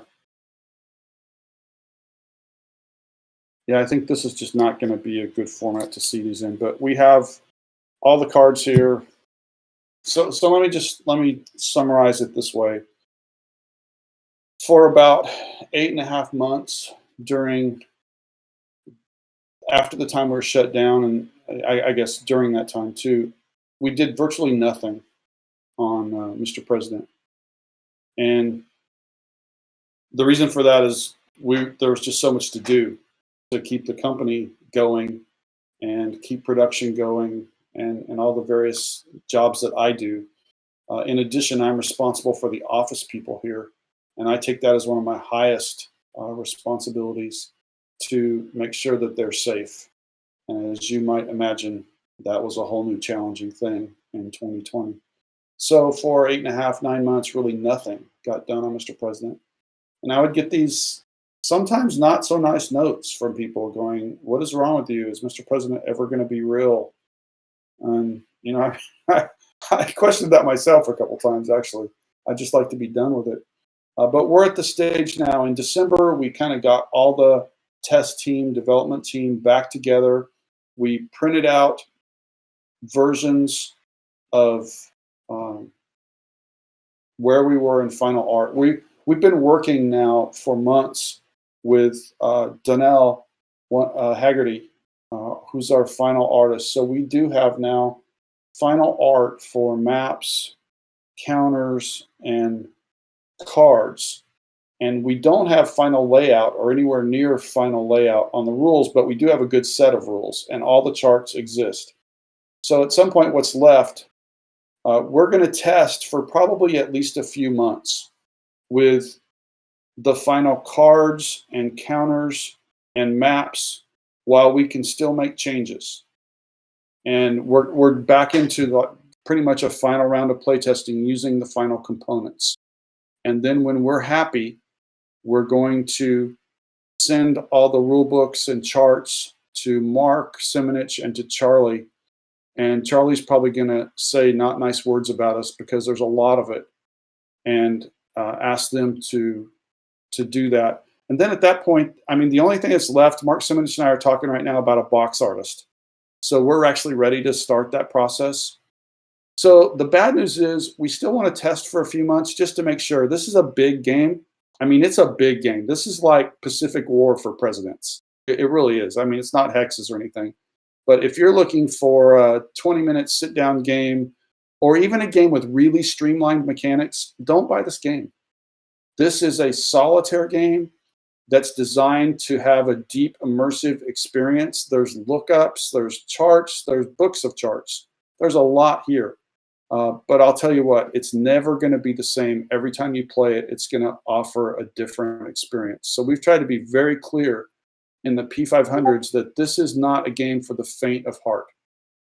But if you want something deep and immersive and something unlike anything you've ever seen, which unfortunately was not designed by Mark Herman or Ed Beach or Volko Runka, because it would be a lot better, frankly, if they had designed it. I do not have the same design skills that they do, but I do have a passion for this project. And we're getting really close to seeing that passion come to fruition. So I'm just excited to be getting close to a place where we can share this with all of you. So I'm sitting here looking at the map while I'm talking to you going, I really want to get to work on this later. So anyway, I think we're in a good place and we're finally moving again. So I think I'm finished. Anybody else have any final questions? Go ahead and unmute if you, I'll answer it verbally if you have any. Yes, sir. Hey, Sergio.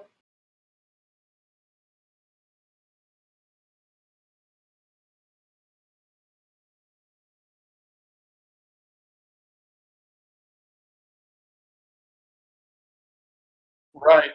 Unfortunately, the people that could do that aren't on the call anymore. Oh, wait, Mike is. Mike.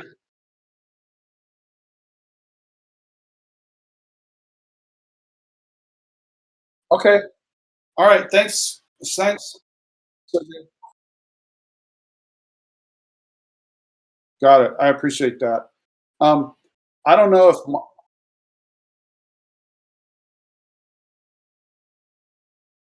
Right.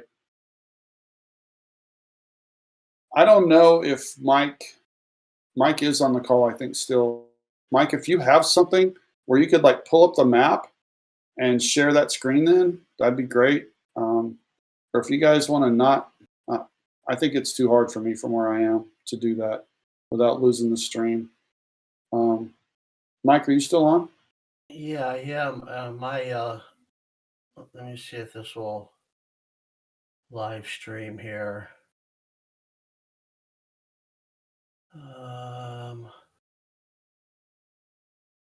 Yeah, I don't know if that's gonna work.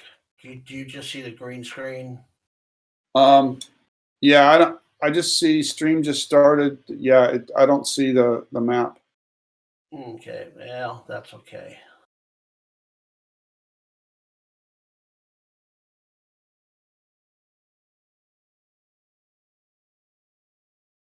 Yeah, Gene, this is Dick Sauer. The only thing I can see is your face.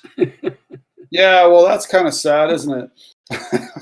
Oh, I don't know. You ain't a bad looking guy. You don't look near as old as I do, believe me. Let me see. Give me just a second, guys. I'll see if I can pull this up and replace mine with that. Luke, help me a little bit. I think I might need it.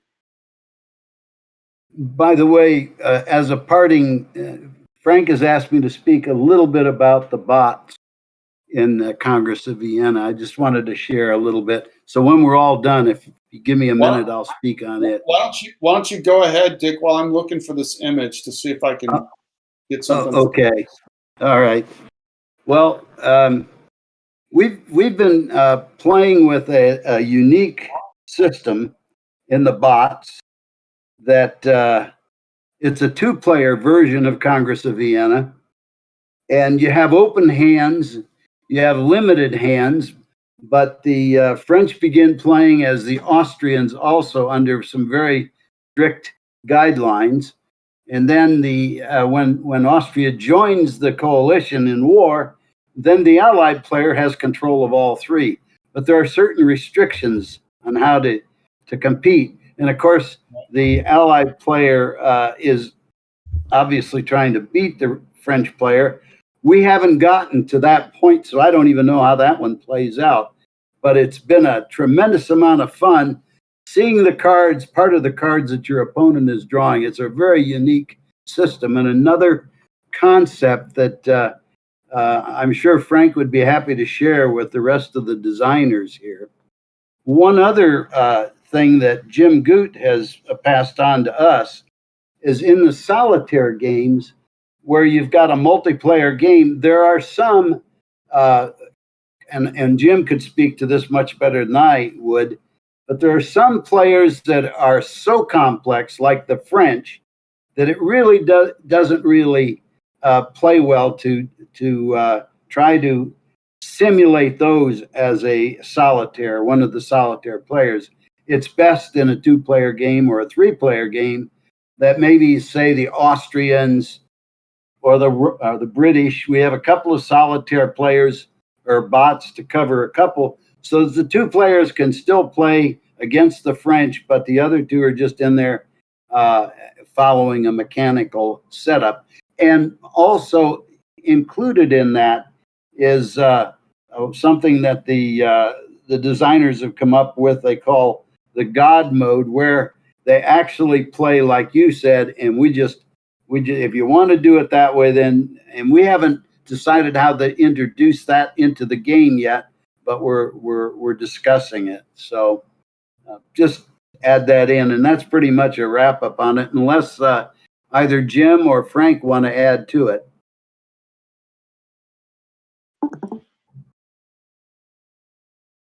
Guess not. I'll drop off. I just got unmuted, so hopefully you guys can hear me. This is Jim Goot. Had a ton of fun so far helping Frank with his magnificent design.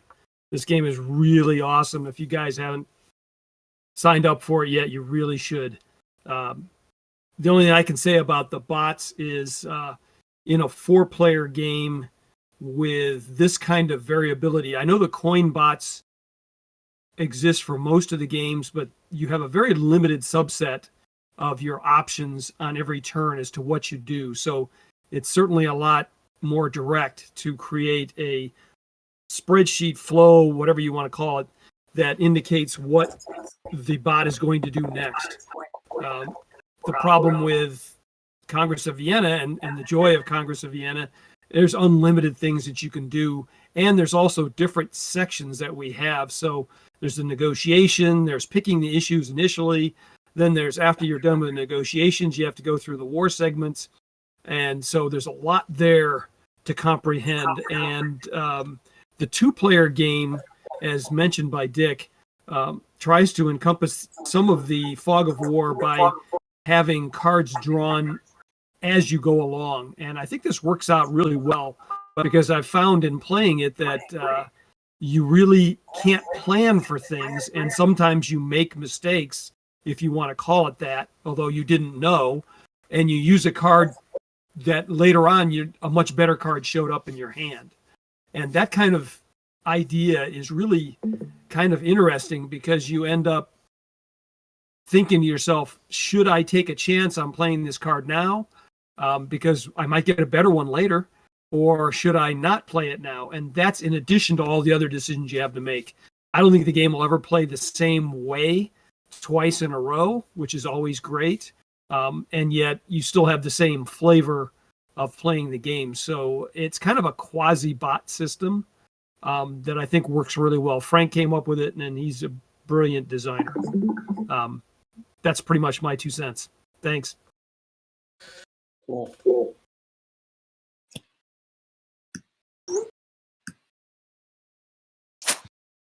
All right, Luke is going to show Luke is going to show what he's got now. I think he's going to share a screen. Some Mr. President items.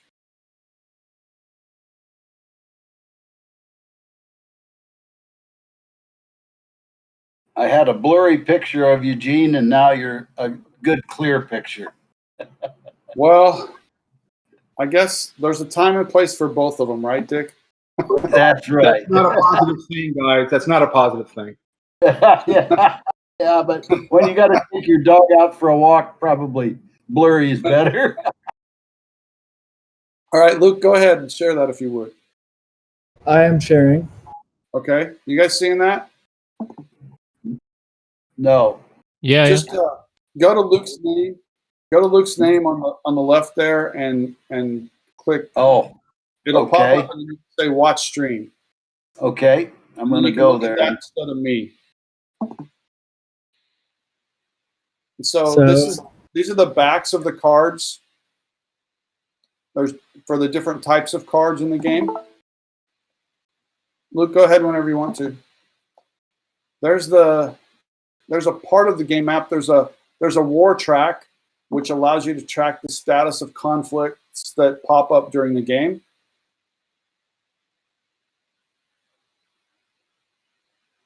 This is the full map. It's actually a map and a half. It's a mounted map. The right map is the big one. So just to the left of the Mr. President seal, there in the middle is where the right map begins. So the left map is a half map, and that's what we call the domestic map, and then the right map is the world. And it's divided into multiple regions where we track regional stability and how friendly they are to the U.S. and what kind of terror or what kind of crises they have in the region, what our intel looks like in the region for bad guys that might be there, places in there for Russian and Chinese influence as there's global competition in those areas, and then places to move troops around when necessary. Luke, can you slide over to the left a little?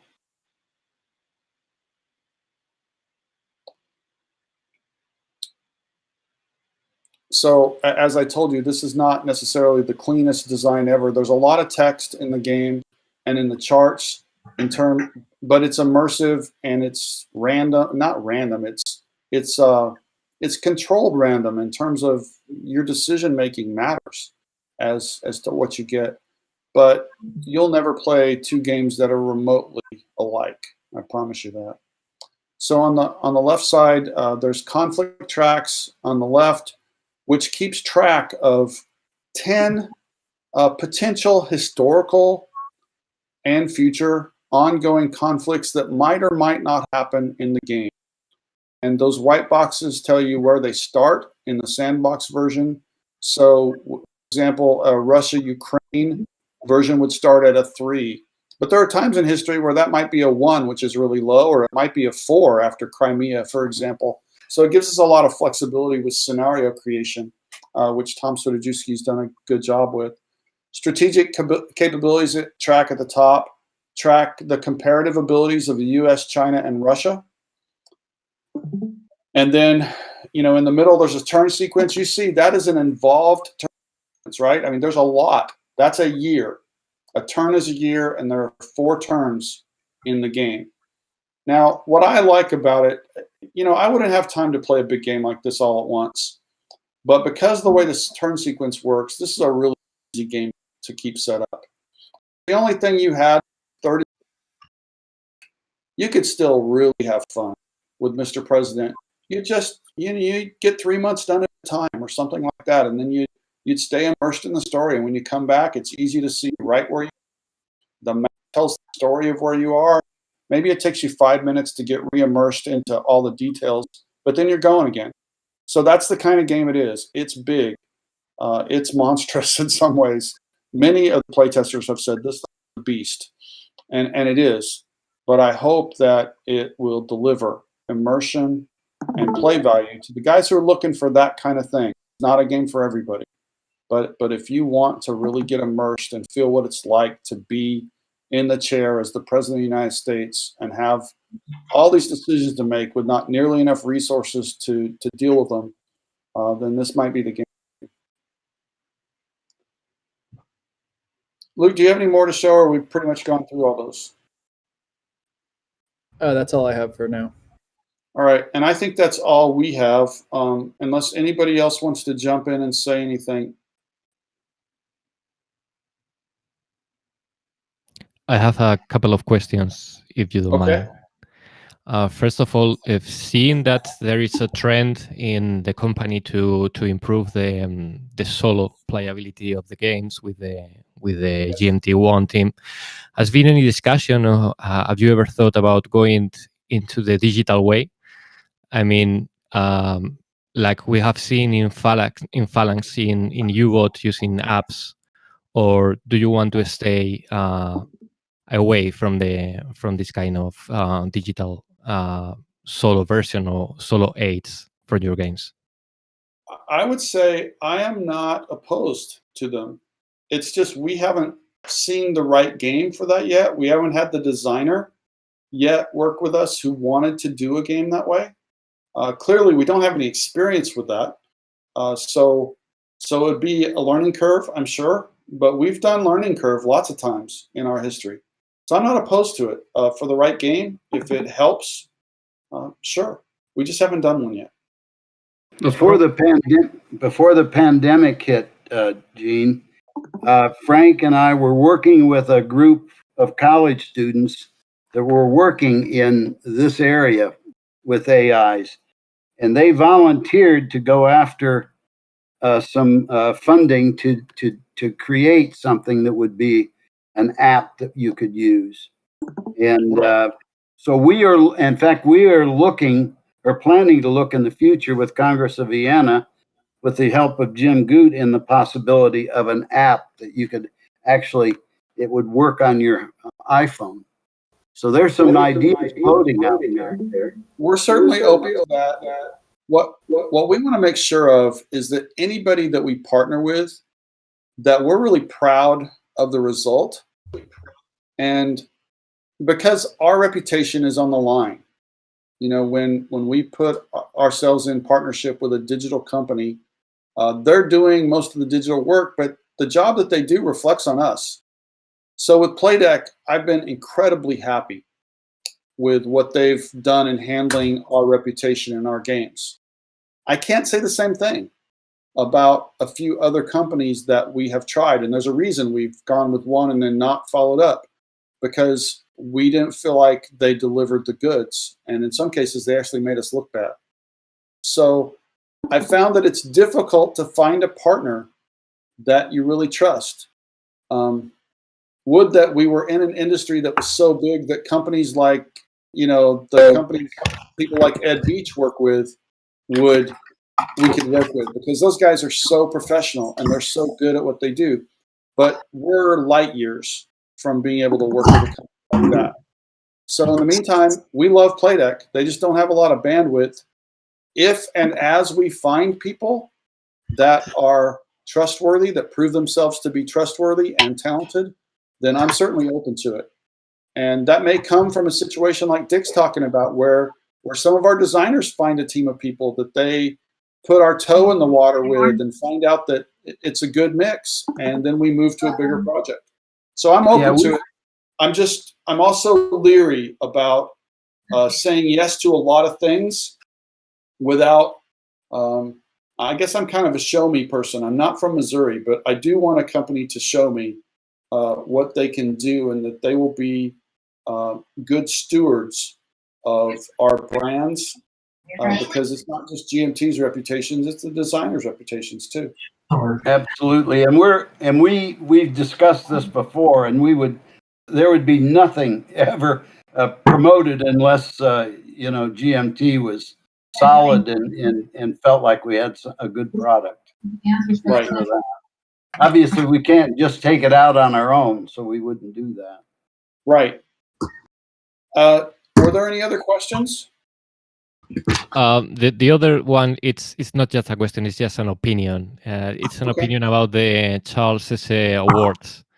Then has been very controversial, at least here in Spain. The which awards? The Charles S Awards, the Charlies. Oh, the Charles Roberts Awards. Yeah. Seeing the trend of some of the games that has been awarded with like the best war game for U-boat, and I don't know if there is any opinion about the new awards, or the new system of awards. I don't really have an opinion. Sure. I look at awards as not the things we aim for, but it's nice when you get them, right? I mean, but I don't think the awards are a reason to think we're something special. So it doesn't bother me very much at all when we win or when we don't win an award. I think it's not really my place to comment on, which awards are better.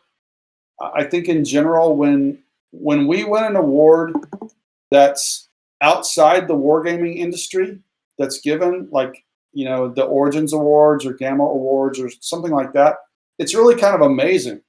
And it does mean a little bit more to us because it generally means a whole bunch more people, maybe as many as 100,000 people, really liked something that we did.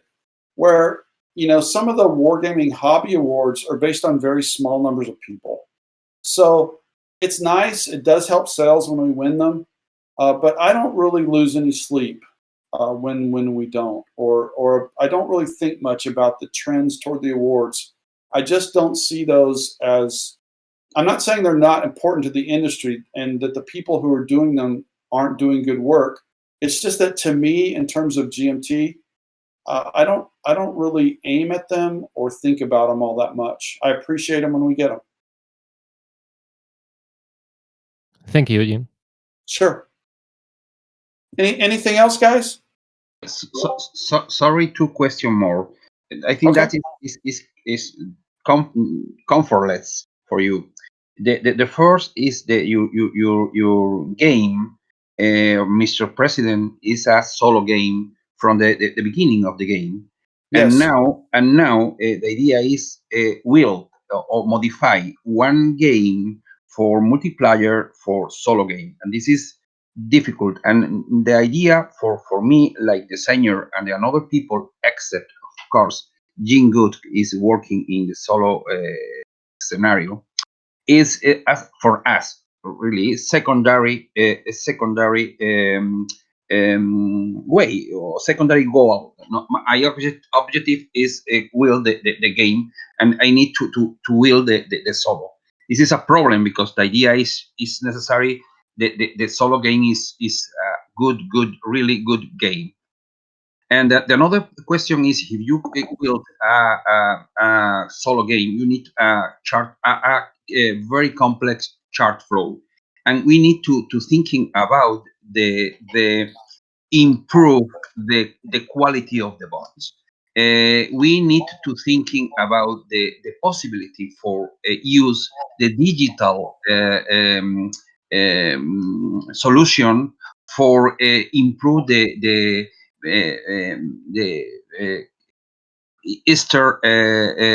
faster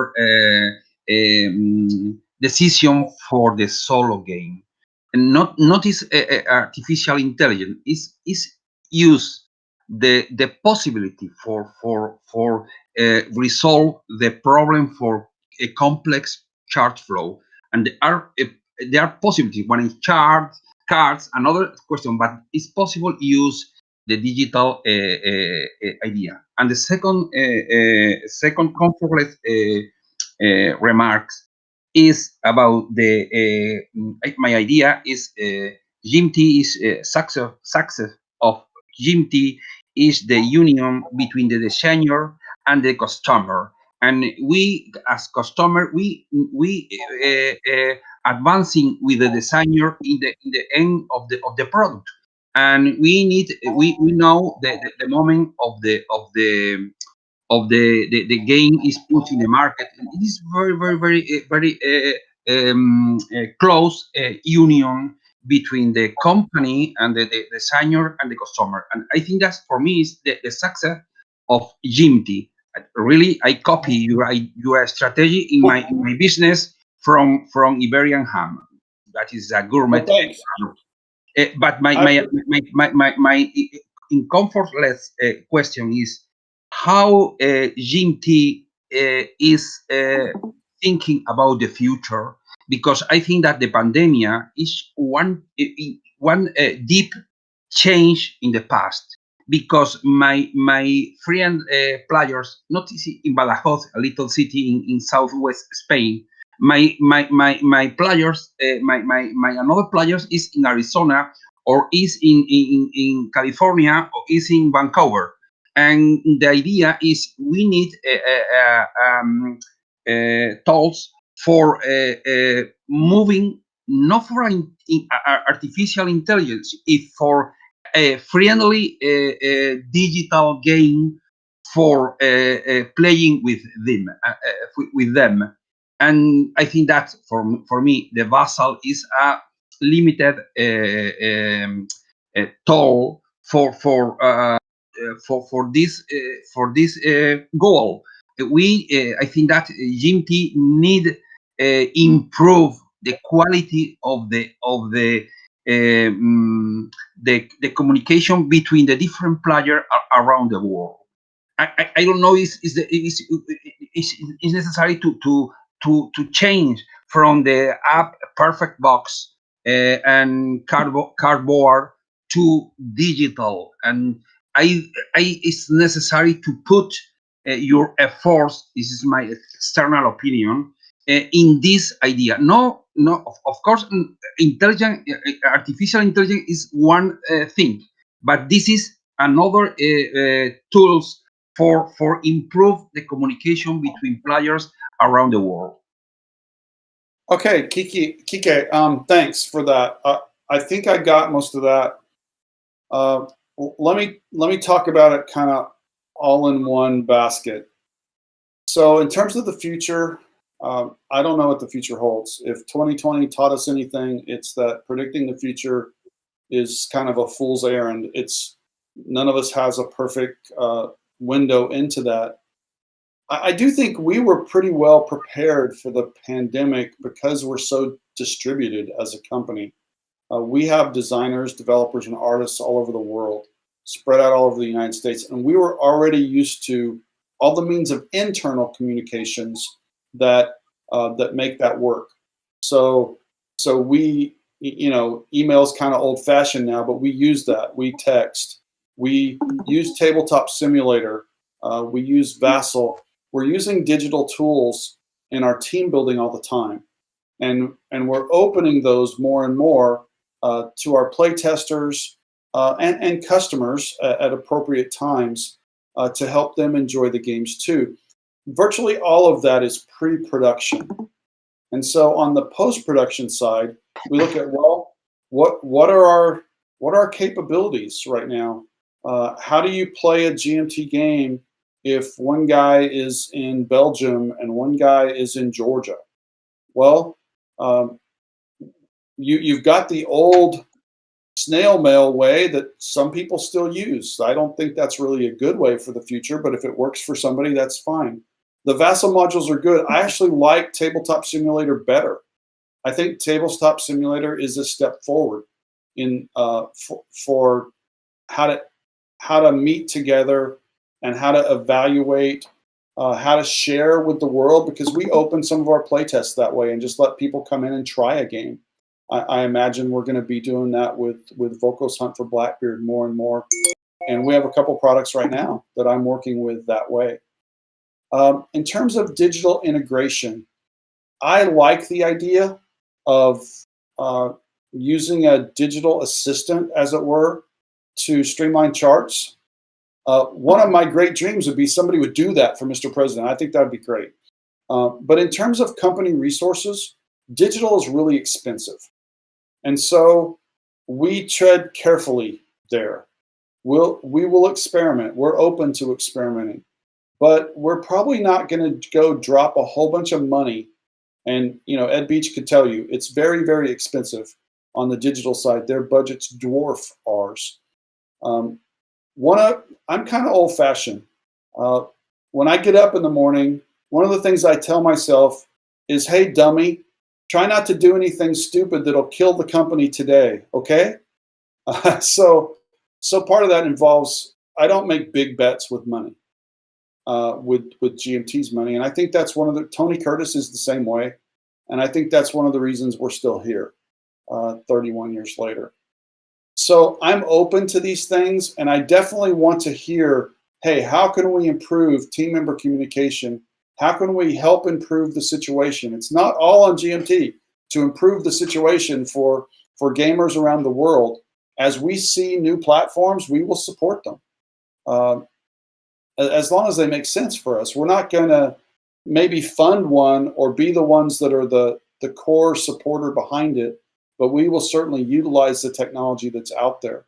And in terms of things like digital assistants, we can do that. One of the things I love about Playdeck is you can sit down in Badajoz and want to play Twilight Struggle with me in California, and I can be on my iPad and you can be on your PC or your Mac, and it doesn't matter our platform, it doesn't matter our distance, we're all playing on the same server.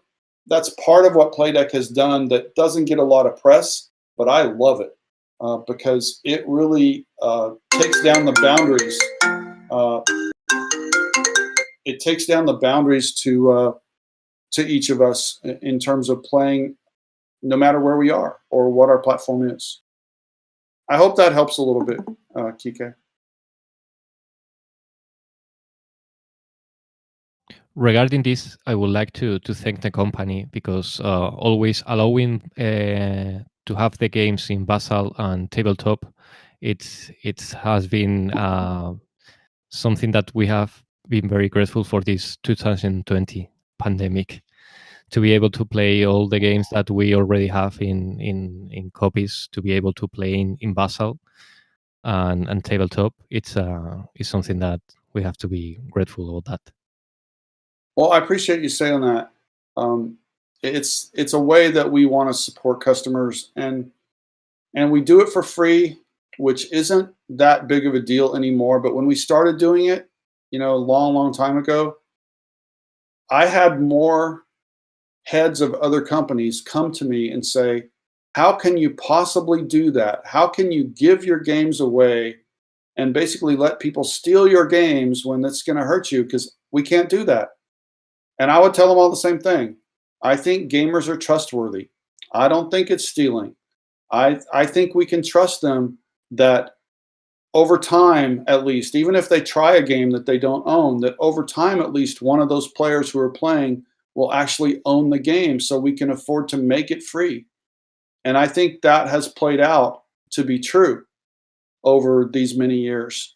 And I'm happy that many other companies have adopted the same thing, because I just think it helps the hobby as a whole.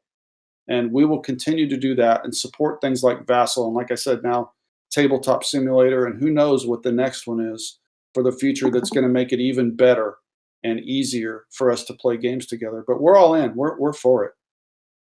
So thanks, David. Yeah, I'd like to second what you just said.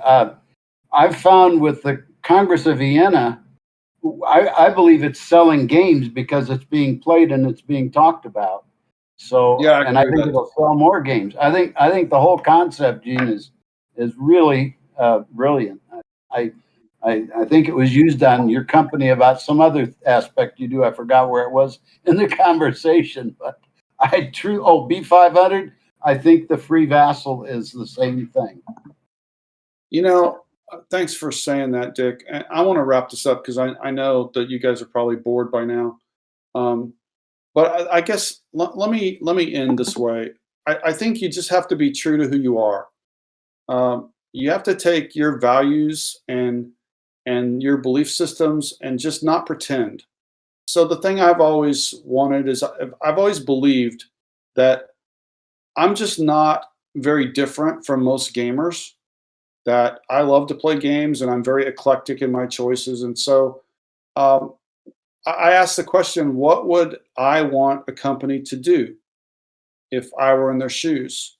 And I got to check real quick. Mark Herman's still here, but I'm still going to say this.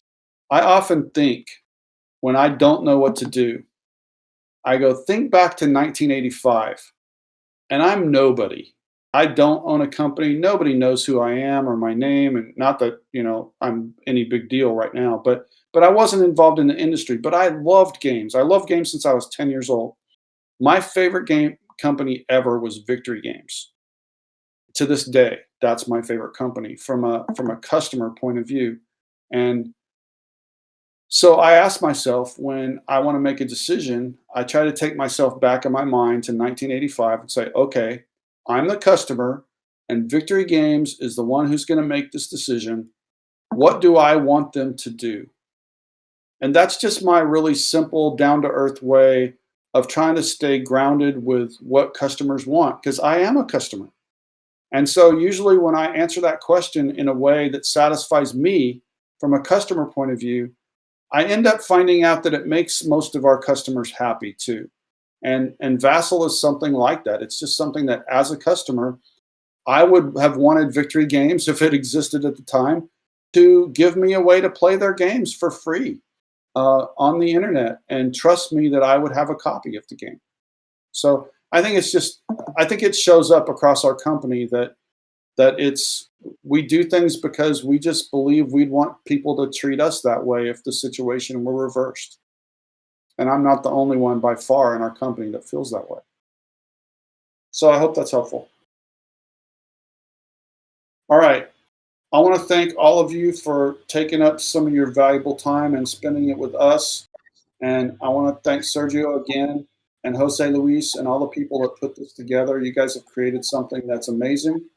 And I can't wait to come to Badajoz and share it with you and meet you and shake your hands and hug you. If I don't know if hugging's appropriate in your culture, but I'll learn that by time. And the first lunch is on me, okay? All right, guys, take care.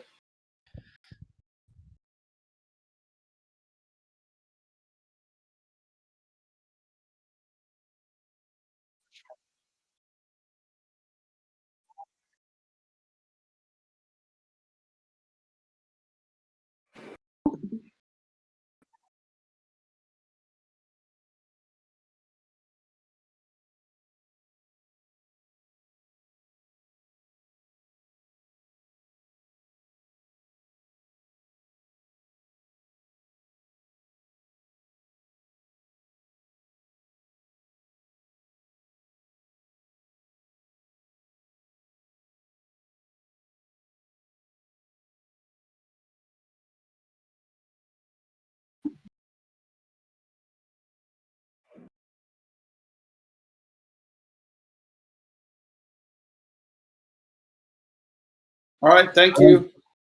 That's great. Thank you. And have a great day, guys. Have a good weekend. We'll see you soon. All right. Bye-bye. Thank you.